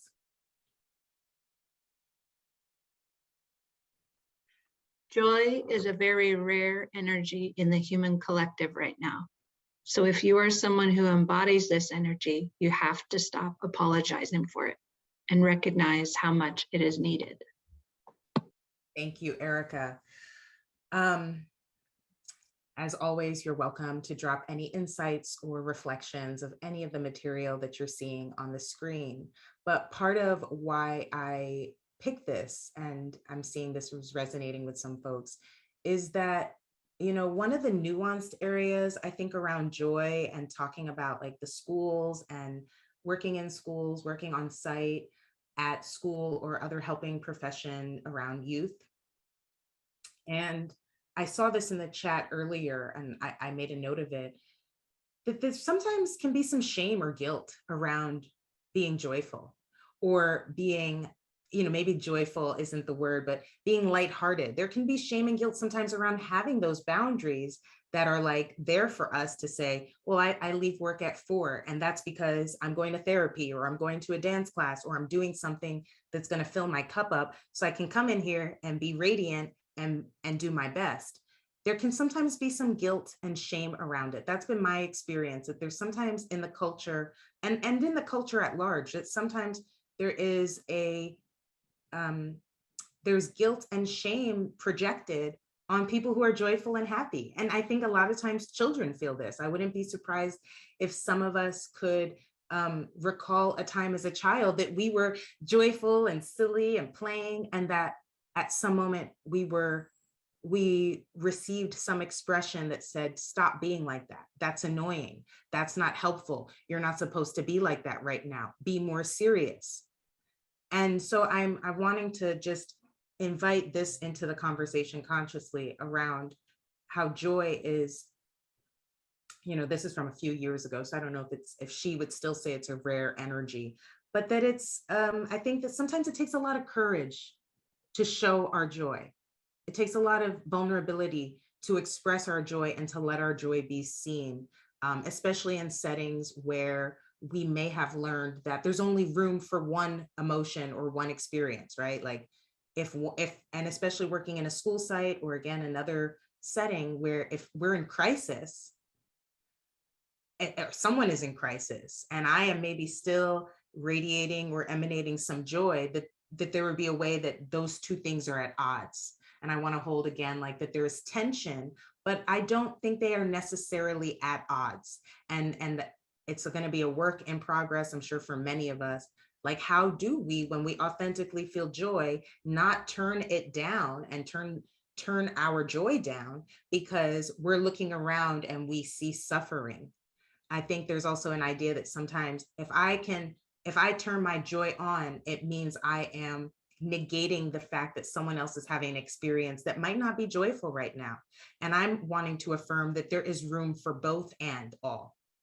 There is room for joy, there is room for pain, and that in fact, that sometimes there's like a little intersecting they do, and that they're on a continuum. So let's get the juices flowing. I want to invite you to maybe take a piece of paper or on your, whatever you're taking notes on, or whatever you have to write or draw or whatever it may be. And we're going to take just about 3 minutes to ourselves to do a little journaling, and if you don't want to journal and write, you can draw, we're just starting to get the juices flowing in our creativity and in our mind. So some of the questions and prompts you can direct yourself to are on the screen. What do you believe about joy? Can you remember a time you felt joy as a child? What did it feel like? What invoked the joy? What activities and actions get you in touch with joy? Where did you feel joy at in your body? Where do you feel you have a right to joy? And so on and so forth. You can read the rest of them. So I'm going to start the clock. And I'm going to invite us to take a few minutes to just allow ourselves to freely write, draw, etc., and see what comes up, see what memories pop up, and see what insights come up.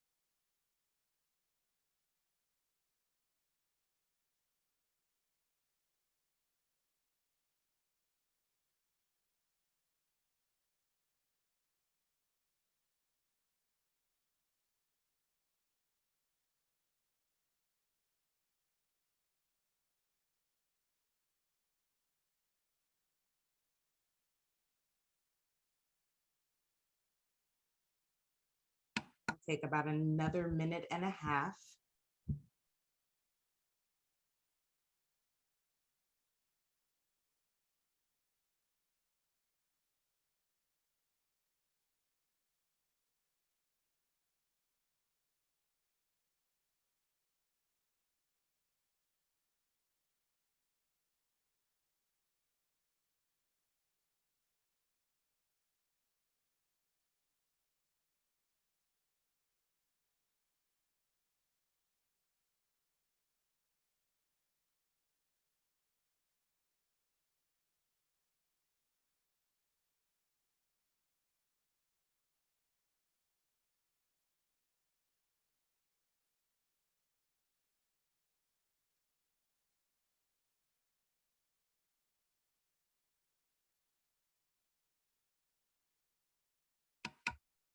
Taking any the last few seconds to finish up any thoughts, jot down any notes of what you may want to continue to write about or think about after this.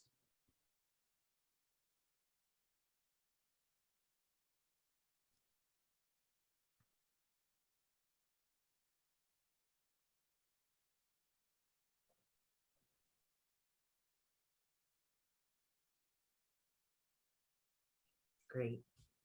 So I want to invite perhaps 2 to 3 people to share out loud, and a reminder, if you do not want to be recorded, you can just say that before you start speaking. So does anyone want to share just any insights that came to them? It can be something you wrote, it can be something you witnessed while writing, it can be something that is exciting you or feeling joyful to you right now.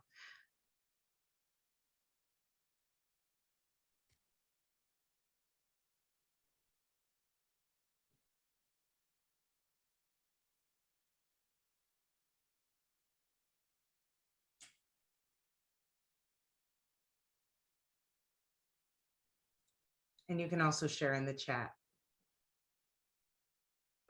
Well, I can say that today and right now, the weather is so much more conducive to sitting outside, to being outside. After the intense heat that we've had in this area, there's just a feeling of joy to be able to enjoy that. That sounds lovely. I'm so glad that you're able to be outside and receive that. Anyone else want to share anything that's coming up from this prompt? It can also be just what you noticed about doing it. Was this easy to do? Did it feel difficult to do? Did you feel resistance? Yes, Christina Rodriguez. Hi, everybody. Thanks so much. One thought that kept coming to me as I was going through all these questions is this idea that I have about having to work to feel like I deserve joy. Oh, I got so much work done today, so now I can go do that thing that I love. Or yeah, I've put all this time and energy to something, so now I'm entitled to joy, versus it being accessible all the time. So that was a common theme that came up for me. Good awareness. Thank you so much for sharing, Christina. Joseph. And I was just thinking, I was writing for most of part of it, but thinking about, I teach a yoga class, and today's a beautiful day in Central Illinois, and we're going to be going outside to do our yoga session. And sometimes I have music, and sometimes I like using Motown. So we'll have some fun. We might sing a little as we do a downward dog or something. So that's a plan. That sounds very fun. And I'm glad that it sounds like the juices are flowing also about what you might do later on with your day or with your students or your young folks. So of course, you're welcome to continue to put any insights into the chat. We're gonna go into some embodied practices now though, so we can move our writing stuff to the side. So the first thing I want to do is a laughter meditation. And I'm actually going to invite, this is a little risky, but I'm going to invite everyone to unmute yourself when I give you the cue. We won't do it all right now because I know it'll be very loud. But what we're going to do is we're just going to be sitting and we're just going to start laughing. And we're going to see what happens. And so I will invite you now, as you start laughing, to unmute yourself, and hopefully we can hear each other's voices. So I'll start and you can unmute as you start laughing.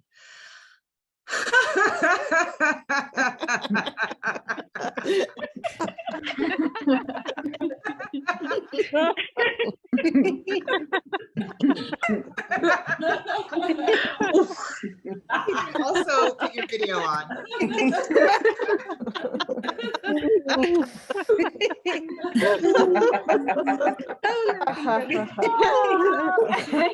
Oh my gosh.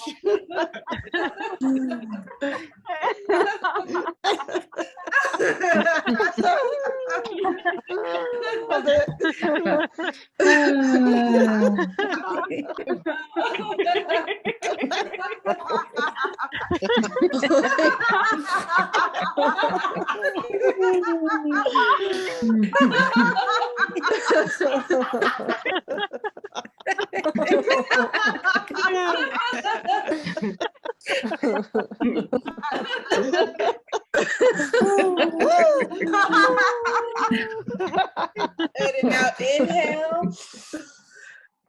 Hit the mute button again for a moment. Exhale. Take a moment to notice how you feel. That was 1 minute of laughing. Notice how your body feels. Maybe notice the quality of your thoughts. Notice and reflect to yourself of what it was like to laugh for a minute with other people. And you can put in any reflections in the chat. And one thing I've noticed about some of these laughter meditations, for one, there's a part of me that's like, this is ridiculous. What am I doing? But then it's almost like you got to keep laughing because you're just laughing at how ridiculous it is. And also then I think like, oh, how ridiculous everything is, which gives me some sense of levity.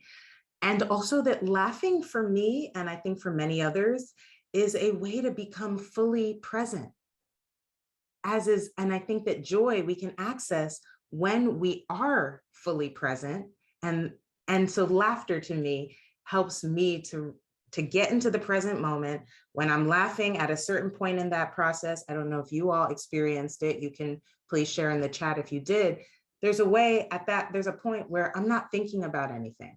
I'm not thinking about what's the next slide, what's about to happen, what my call at 3 p.m. is going to be like, what are people in the room experiencing or thinking about me or thinking about this, right? I just get to fully be present and enjoy on a level my body and the moment.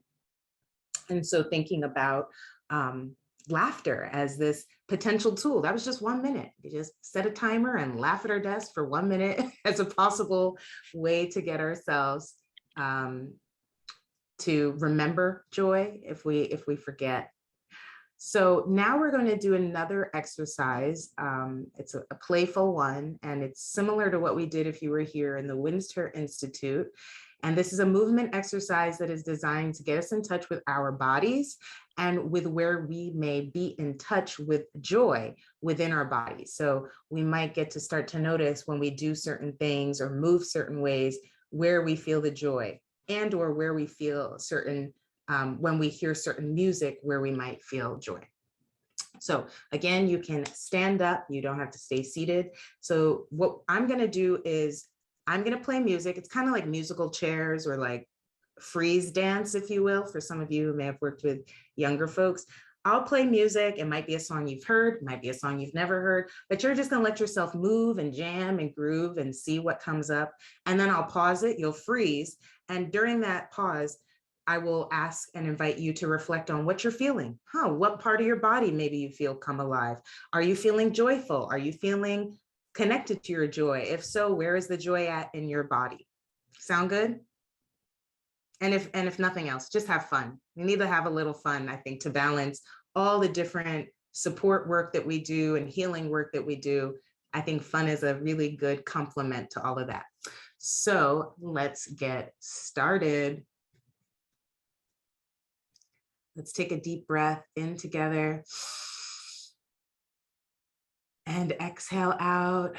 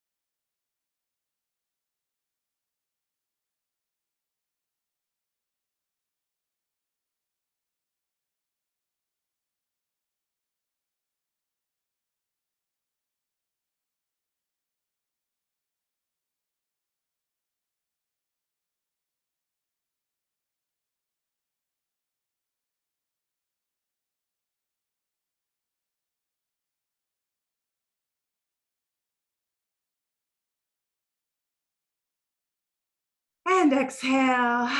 And notice how you feel.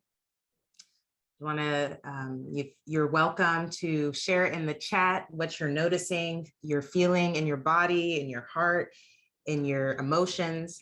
And a reminder that this is all coming from a playlist that you all will get access to if you liked any of the songs, or if you are just wanting to have a playlist to support you getting into some quick movement when you need to. So I'm noticing just from some movement and some dancing and some listening, and listening to connect to these artists who have shared their sound and their voices, I feel lifted. I feel a remembrance of my own joy, and a remembrance of the joy that it resides in my body. And I think that joy resides in all of our body. So I invite you to share in the chat anything that you're noticing from that practice. You might notice, and it might be different. You might notice, wow, that was really difficult. That was really, that felt really laborious to do. It felt hard to have the energy to do it. I didn't think I was going to have the energy, and I did. I was surprised. Joseph, glad that you will use this for cycling. Awesome. Catherine is saying, I challenged myself to keep my camera on. Bravo. Thank you for your vulnerability and courage in doing that. I always feel very vulnerable dancing on screen, but I'm also like, I'm human. When I hear that music, you're going to see me dance. I noticed that it took me a while, but eventually I felt myself forget that I might be being noticed, and just paid attention to how my own body wanted to move, even if I looked silly or goofy. Give thanks. That sounds like freedom to me. Danielle, amazing playlist, going to start incorporating mini dancing throughout the workday. I'm happy to hear that, because I think even just having like a 3-minute movement break, or 2-minute or 1 minute, can sometimes really shift our perspective, can give us insight, and also can help to support us in taking aligned action in what we are trying to cultivate in our work-life balance, or within our healing balance of what we give and what we receive. And I believe, and I know there's lots of studies, this isn't my specialty, but there's so many studies around music and the brain. And it makes me think about how music and dancing and moving our body supports our brain to be able to think fully and wholly, even when we're in crisis or emergency. Glad to hear, very helpful, and gives you the juices to work. Right. And it can inspire us to be like, all right, now to get to that paperwork, now to get to that report. So we're going to move on to, and thank you all for playing with me, to creating our joy manifestos. So a manifesto is a published, doesn't have to be published, but I took this from the dictionary, a declaration of the intentions, motives, or views of the issuer or the writer, be it an individual, group, political party, or government. So our joy manifesto is going to be a statement of intention for ourselves. This can become a living document and/or set of intentions and statements that you refer to at times to connect and reconnect with your joy. I also want to insert here that I'm going to be saying writing, but for some of you who might be more on the artistic spectrum, your manifesto can be a painting. Your manifesto can be a collage. If we were all together, it'd be really fun to take a bunch of magazines and collage our manifestos. So I invite you to take full creative freedom in how you want to do this. And also my hope is that this is a dynamic intention that won't necessarily stop when we stop today in this container, but that this will be something you will come back to and revisit. So a joy manifesto. This joy manifesto, my intention is to invite us to create a manifesto around our joy. A manifesto that is going to state our intentions around our joy. So we've done some work around boundaries. We might be aware of what boundaries we're calling in to support our joy. We've started to feel into our bodies. We've started to write and journal a little bit around how we're thinking of joy, are the things maybe we notice how we don't feel like we deserve joy or what gets in the way of it. This is a time to take all of that and create some statements. So if you're more what is it, left brain dominant, like probably I would be on the spectrum of, then I might just write this. I might just write I might write it in paragraph form, or I might just do bullet points. It might sound like, I am committed to my joy every day. I am committed to knowing that my joy is a powerful influence in the world. I trust that my joy supports the healing of myself and my lineage and all of those that I meet. I know that my joy is supportive of all situations, right? I'm just coming up with some stuff off the top of my head, but I want to invite you to make this specific to you. And the questions that were in the former slide can be some guidance we can leave up. But let's go to the next. So yes, we'll leave this up when they start working, but can we go to, thank you. So this, for example, is, and I think it's a example of a manifesto. And it's called the Oath of Manifestation. Would someone like to volunteer to read this out loud? You can just unmute yourself and go for it.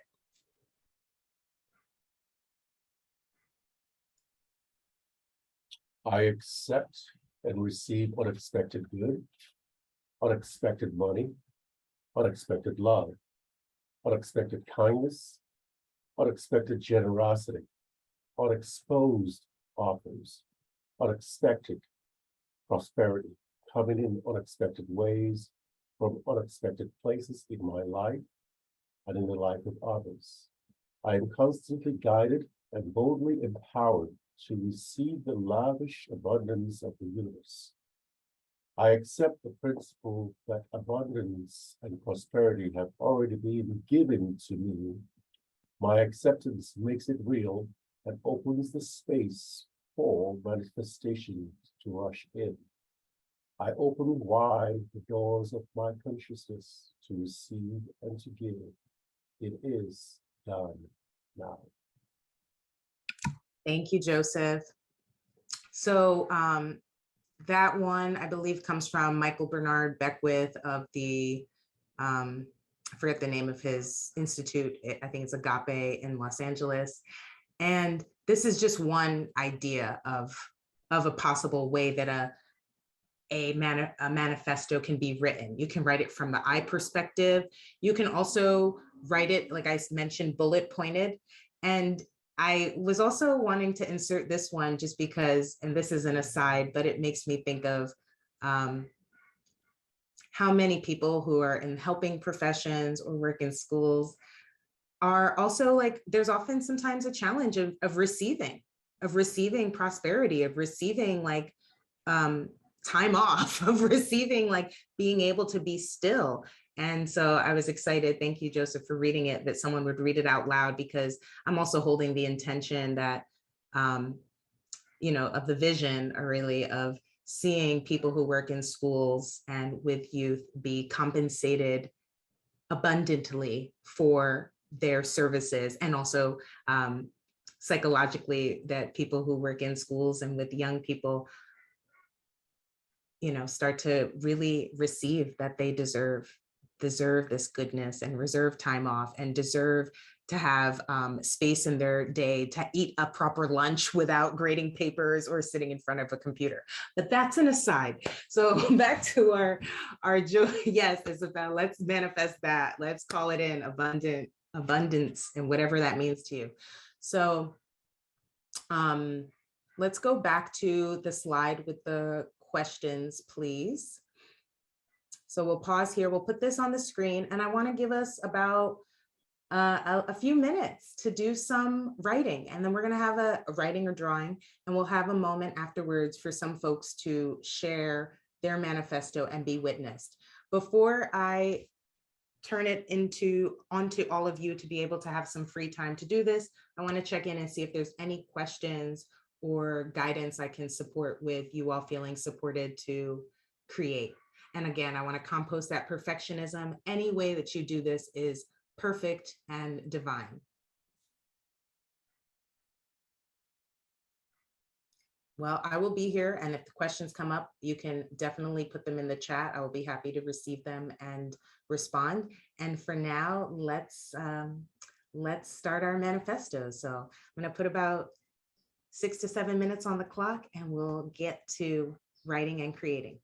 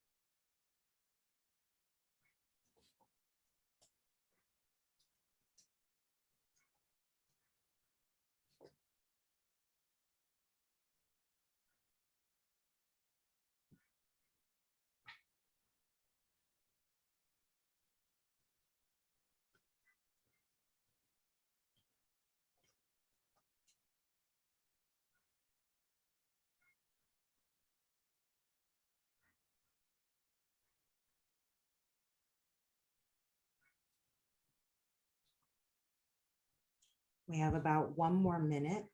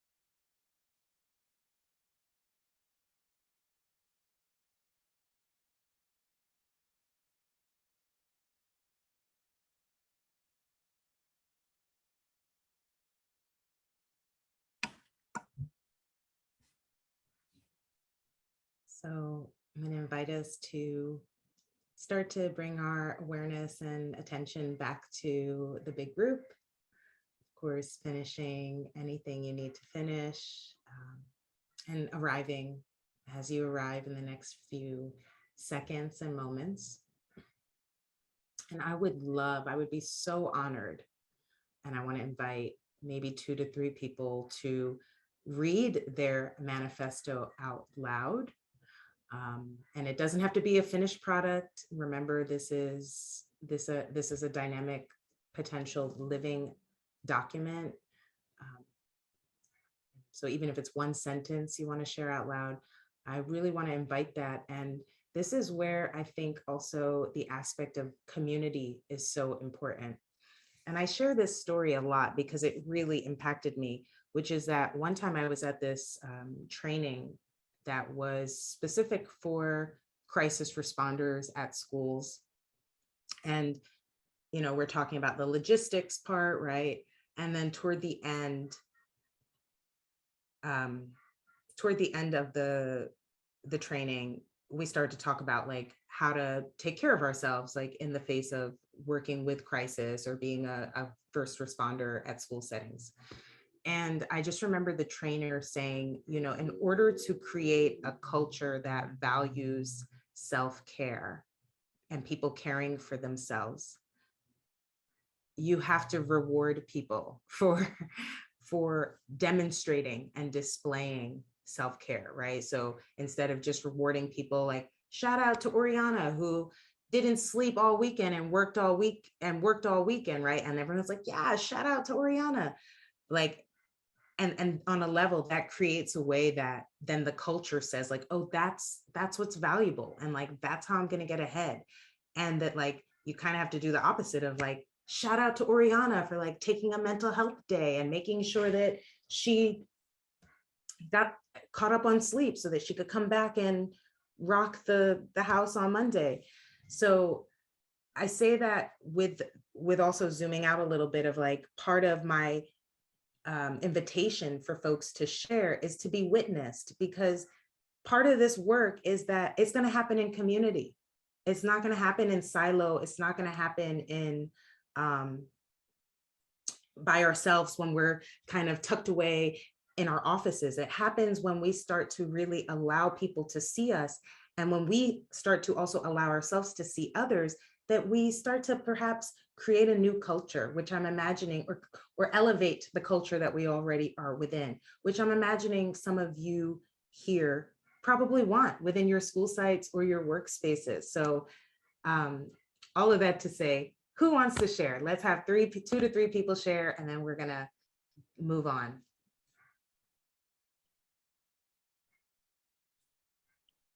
I wrote a lot, but I'll just share the 2 paragraphs of my Joy Manifesto. The first is, joy is my birthright.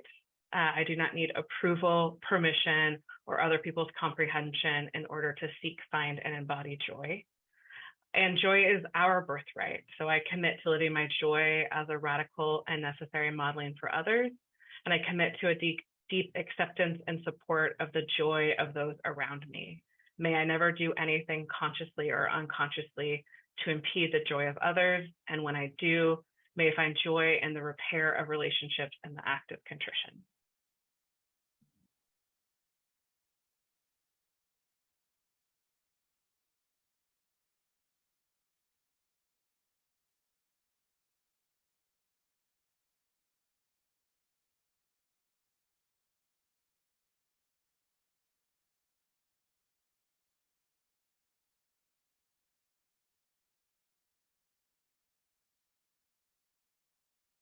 Shirley, you're mute. Shirley, we can't hear you. You're mute. You're mute. Oh, sorry. I have an external microphone that I use that sometimes clicks off.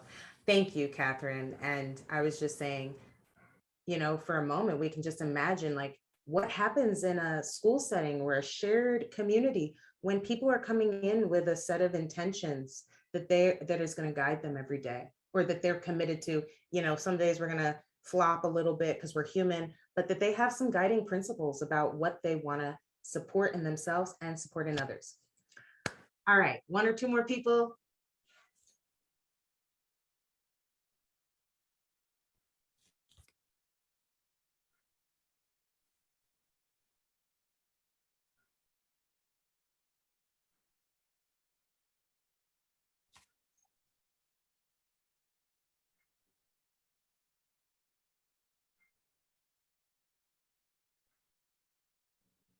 I'll read Leora's out loud.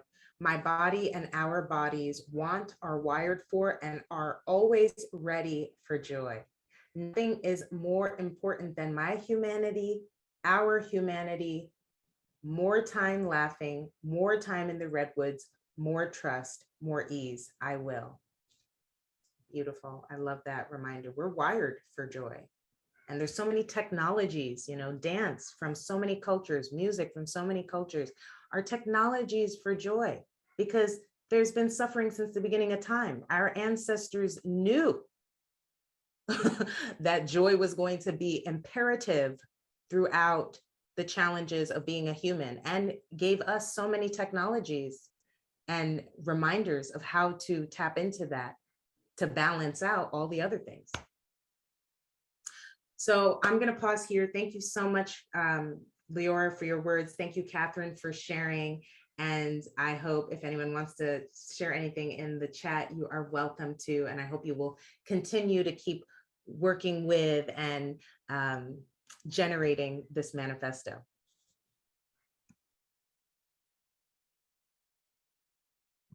Thank you so much, Shirley, and thank you everyone who so vulnerably and bravely shared your energy, your intention, your experience of joy through movement and through your words written and spoken. I'm feeling really moved, and I'm feeling like we probably have the livest chat ever on Zoom. There's so much wisdom in this chat. I really hope we hold on to it. And so we have about 25 minutes left. And with this time left, we would like to spend a few moments thinking about how do we take this beautiful vision for our experience in the world, for our experience as human, and turn it into kind of tangible, attainable goals that we can meet this semester, right? That we can meet today. We're already talking about how we're gonna manifest joy and embrace and protect joy today, which is so beautiful. And how are we gonna do this tomorrow? And as school opens and as October hits, and it's a really hard time, October, in schools. And so how are we gonna do this? And I wanna just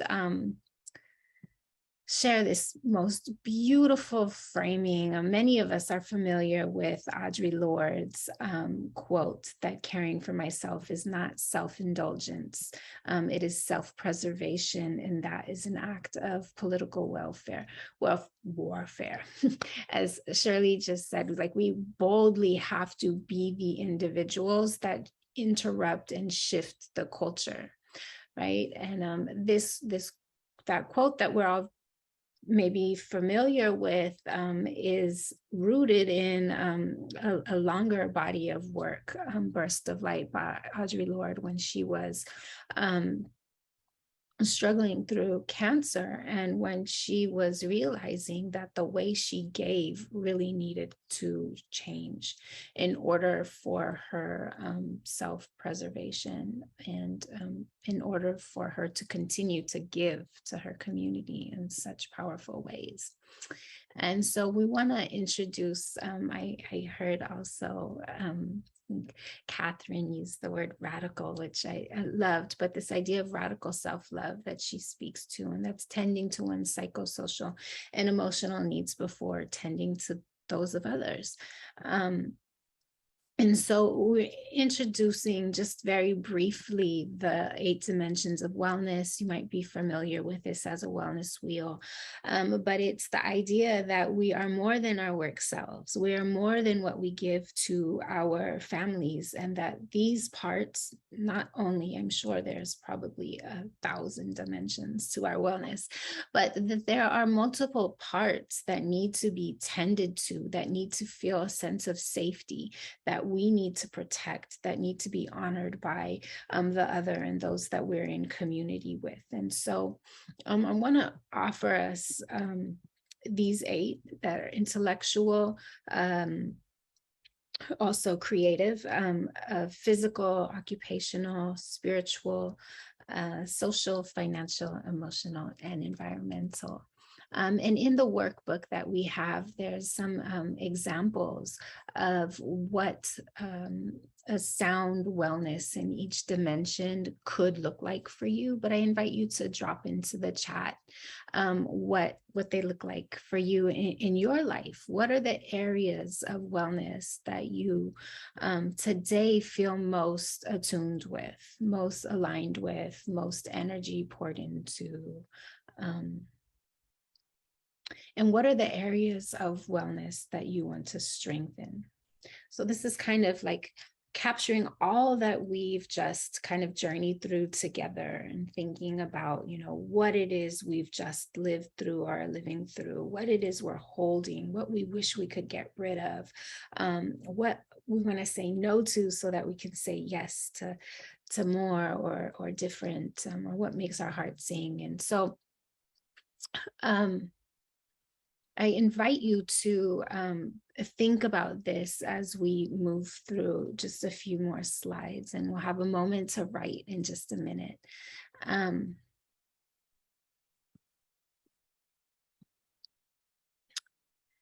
So in thinking, what in your personal life makes honoring the full wheel a challenge? What in your home life or your family of origin or your lived experience or the conditions that you exist within every day make honoring the parts of wellness that are significant to you a challenge? It's an opportunity to think about that. These prompts are in the workbook that you can refer back to, and we'll have a second in a minute to write to kind of all of this, but invite you to offer what comes up as you're being posed these questions in the chat.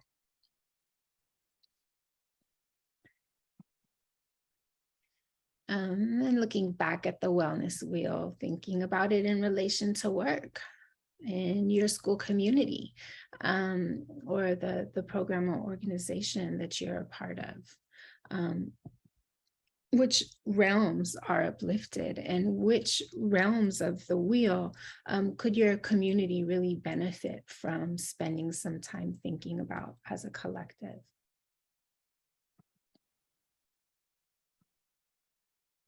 And then what specifically poses challenge to that within your school community? So it's kind of layering on questions. We'll have a moment for some spaciousness to write in response to all of this. So to the wheel in relation to your personal life, in relation to your work world. And I know that so much of that is deeply connected. What are the strengths that exist? What are the areas that you are feeling really aligned with, empowered by, connected to? And then what are the realms where you feel like focusing collectively and individually could really improve, protect, or support your wellness and joy?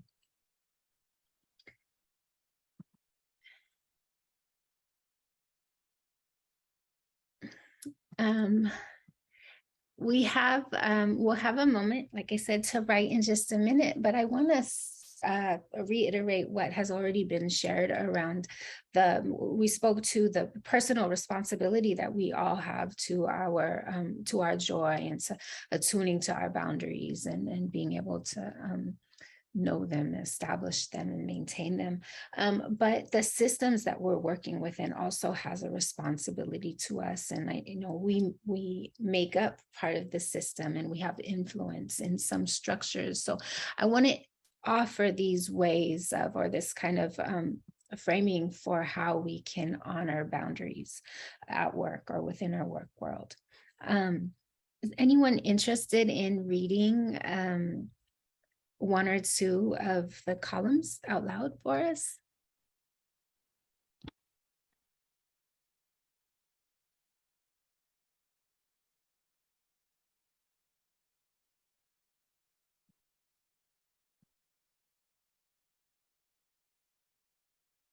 I can read two of them.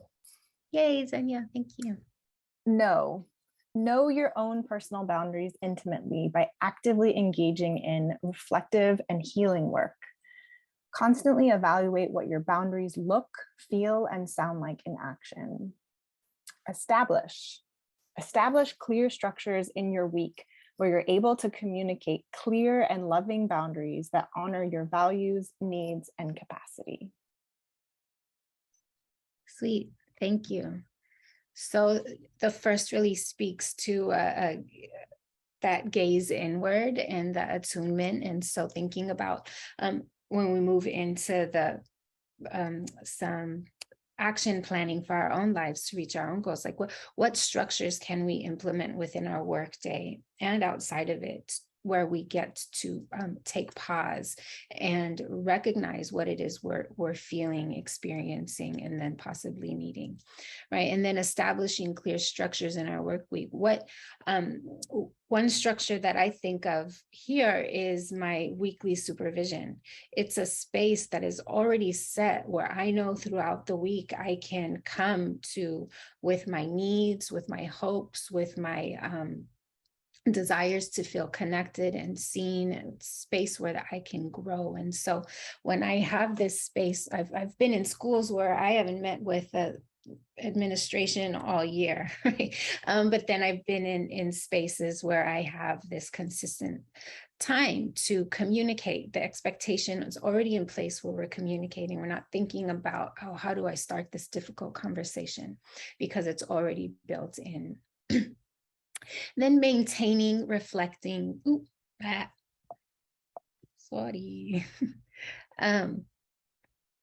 maintaining, reflecting, teaching, and modeling. So we'll share these.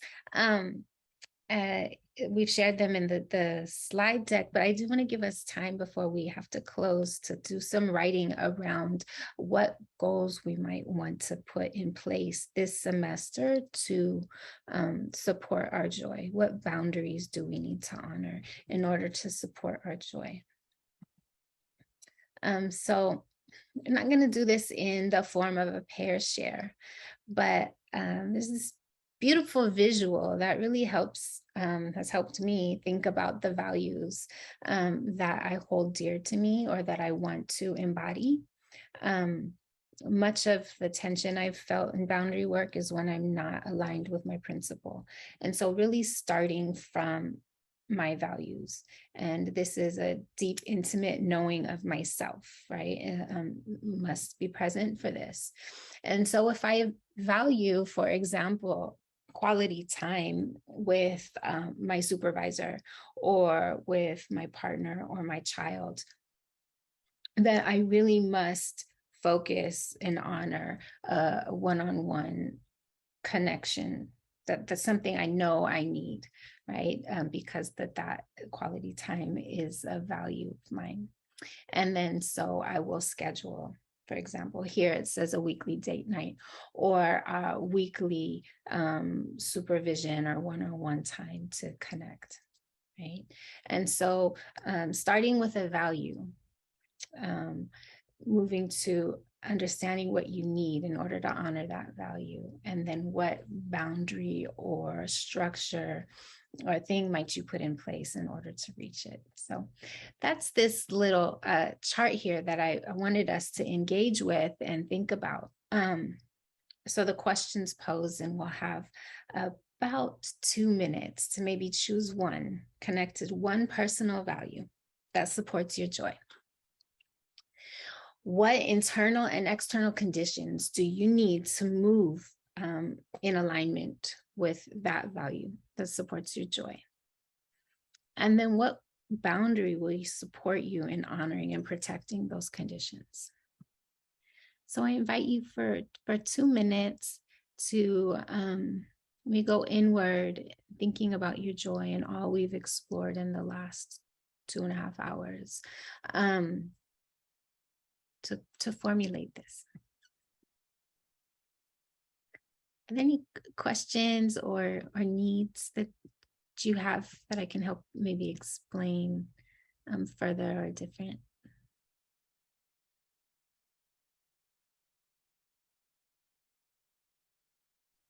All right, so we got 2 minutes for this jotting down, and it's just the beginning.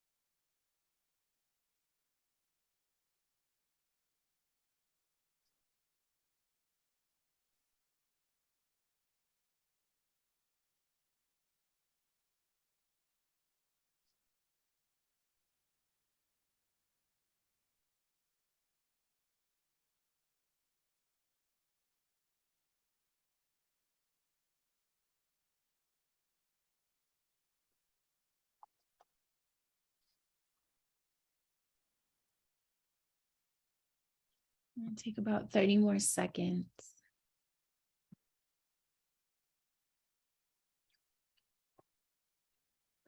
When I moved into an admin role in schools, I wasn't expected of me to hold a caseload of students, but I knew that I really wanted to be in relationship with students in spaces that weren't connected to crisis or conflict.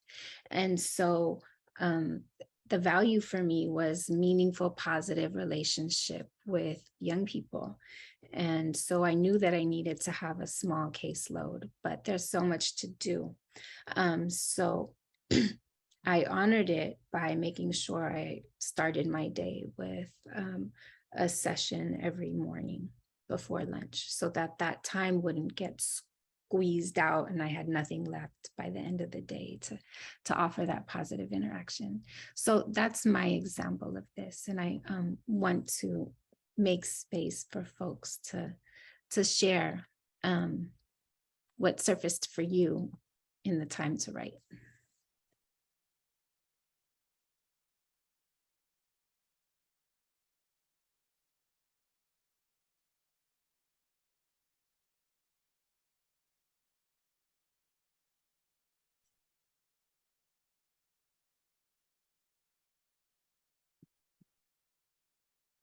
You can drop it into the chat. Any could be just what you value, or just what you will honor.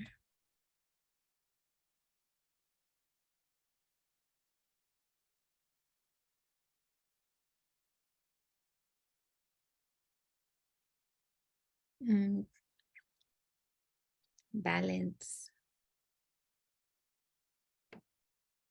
Someone earlier in the chat reframed balance with harmony, and that's beautiful and it stuck with me. Melissa, I'll read yours out loud if that's okay. I value quality playtime with my daughter, so I need focused time without technology, yes, and will honor this by leaving work at work. Fabulous. That's strong. That's clear.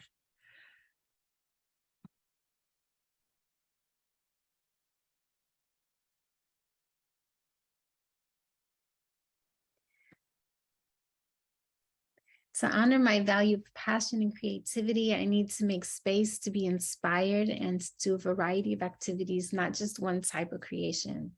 I will honor that by scheduling it purposefully and seeking art. Lovely. I value needed time off, so I need to designate time off. I will honor by staying committed to scheduling time off and to be unplugged. Beautiful. I'm reading or feeling a theme of intentional human interaction with those that bring us joy. Lovely.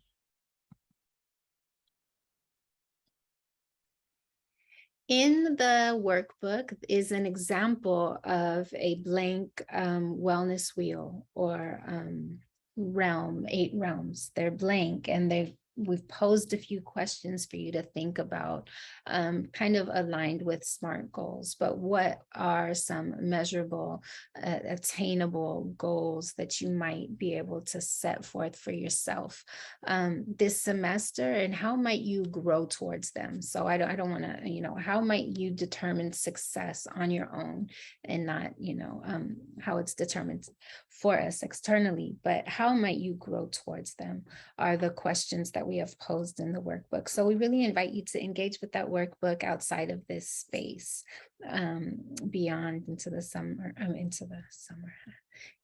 fall. And yeah, beautiful. They're still coming in lovely.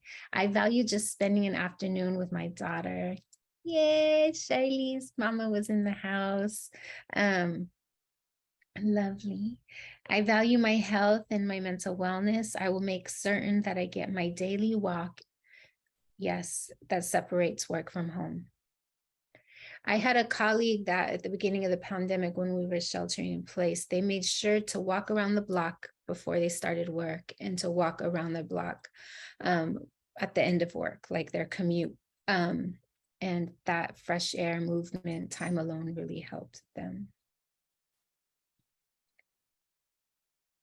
Lovely. I value spending time outdoors with my son and spending time in nature, disconnecting. Oh, I wish all of this for us. This is beautiful, beautiful ways to connect with our joy, to attune to our needs for boundaries and safety, and the conditions that allow us to be our full and authentic selves. I value my time with my grandchildren. Yes, full presence with them. Lovely. So we are nearing our time of closing, and we want to kind of capture from, we joined together at 9 a.m. and it's about to be 12:30. And this has been, I think, a vast journey. We did not stay in one place together. We definitely went inward and outward. And so we want to take some time to celebrate out loud and in the chat what it is we felt, as well as highlight some commitments and some centering. So we have these sentence starters that we would like to offer. And for the next 3 minutes, we would love to invite folks to come off of their muted mic and share out loud. And if that doesn't feel accessible to you, definitely the chat is. But like I said, this is the most fire chat I've seen in a long time. So.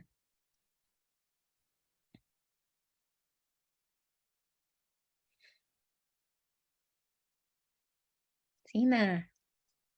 I am committing. I am deserving of my me time.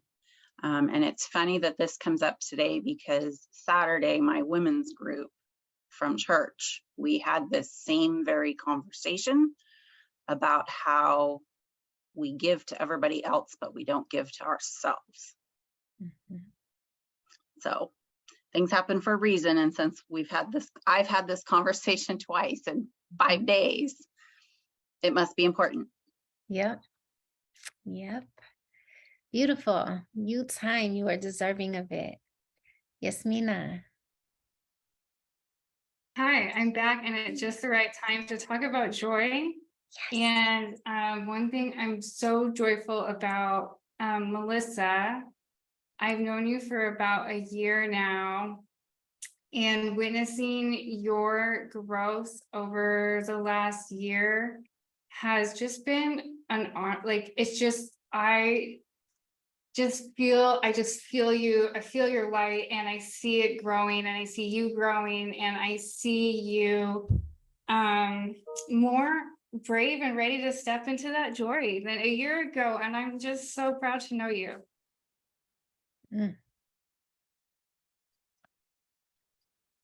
Lovely when we slow down and take the time and space to see others, that also creates a joy in ourselves.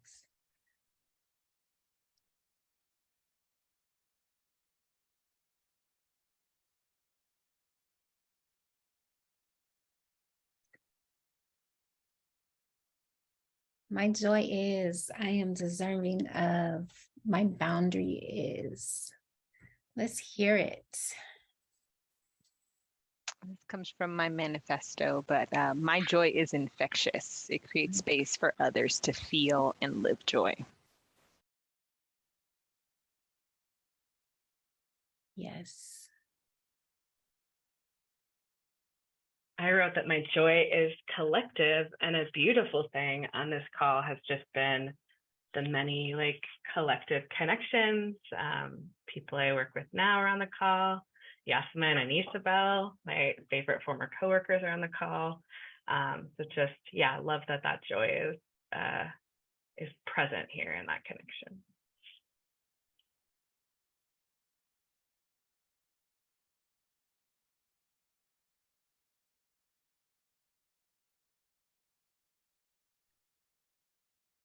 I want to share something that's actually in the workbook, and so that just as a heads up, if it sticks out to you all, that you can revisit it.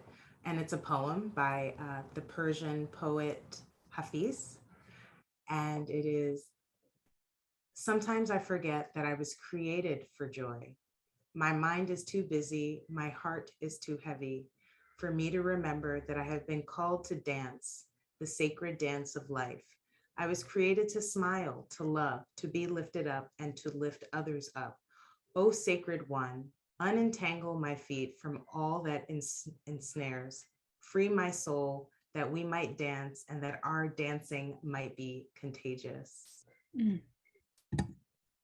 it reminds me of what a lot of folks are saying. And as I read that, I also want to acknowledge just the reality that it's great to be like, oh yeah, it's beautiful and dance my joy. And that there will probably be times when we're faced with something that dancing our joy is not going to be the response, or that we might be challenged, or that we're going to be holding the tension between wanting to dance our joy and for whatever reason, perhaps feeling paralyzed and not able to.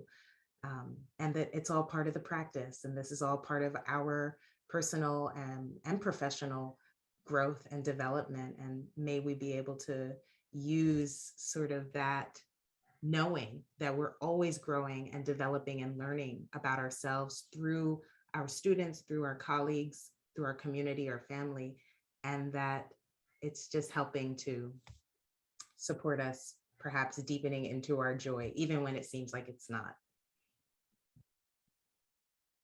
Shirley, I was leafing through that text, and I saw that during this presentation, and I screenshot it, and I had to send it to both of my daughters. I thought that was the most beautiful poem too. A great way to put it.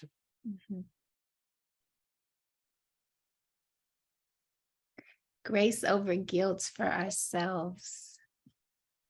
It's offered into the chat. Shirley, I love how in the workbook also you offered the invitation to joy when it felt right and authentic.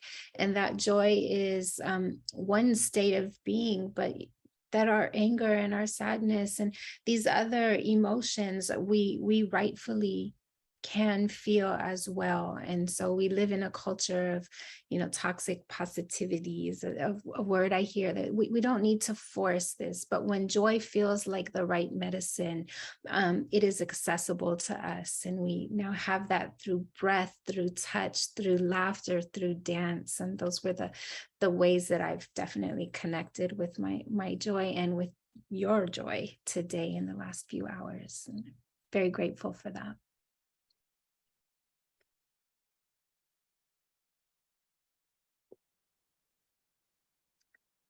Well, please feel free to continue to share in the chats your declaration that we are your community now, and we honor and uplift your desires, that us just reading them in our conscious is moving you closer to you experiencing it. I believe that. And so please feel free to continue to share in the chat what it is you desire, what you're deserving of, and the boundaries that will support you in protecting that. We are at time to share some resources. There's been some great resources dropped in the chat. Joseph shared My Grandmother's Hands, which is a beautiful text. And I think there's a new book by the author as well that I haven't gotten into yet. But we have some resources here. There is a video with boundaries with difficult people, and then some texts and articles for you to continue your exploration. And we invite you to, over the course of now and the next few weeks, if you have resources that you'd like us to circulate, to please share those with us in our email, which I'll share in just a minute, or here in the chat. And Shirley, beautiful, just drop them into the chat as well. But boundaries are forever shifting, and so constant attention and tending to definitely is necessary. And so we want to deeply thank you for your time and your energy and the wisdom, vulnerability, and experiences that you've shared with us. I didn't, even though I was part of this planning, I didn't know that I would come and laugh for a minute with my voice on, and I didn't know how good that would feel. And so I just thank you for your openness, for showing up, and for your trust and engaging with this process, this journey that Shirley and I have kind of laid out for us today.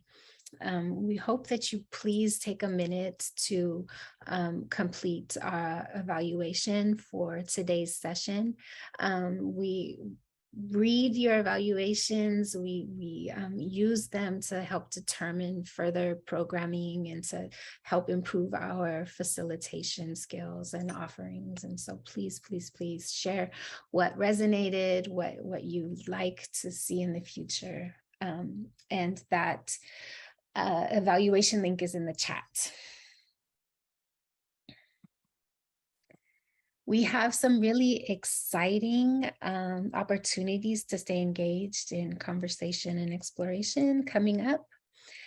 So next week, August 17th and 18th, is Life After Loss Tables, an educator edition. And I think Melissa, you joined us for iteration of it. This is a training, an opportunity for you to explore ways in which you can hold safe spaces for your community to process grief and loss. Particularly of students and otherwise.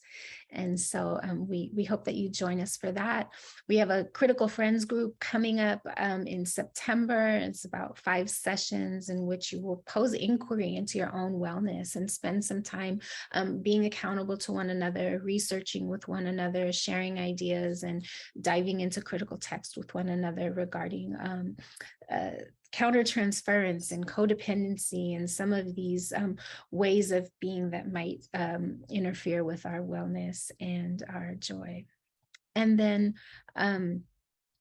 we invite you to complete a TA request form. If you would like to connect with someone from SCRR individually to talk through something, a dilemma or a dynamic that you want support with, we invite you to fill out a TA request form, and we'd love to connect with you in that way. We have these resources uploaded onto our website, and we invite you to check them out. They're really, in my opinion, informative, powerful, great perspective and framing, great tools. And we invite you to stay connected and engaged with us through email, phone, and website, and also on our socials. So thank you so, so much for joining in community with us, for all that you offered, for allowing us to witness your journey towards joy.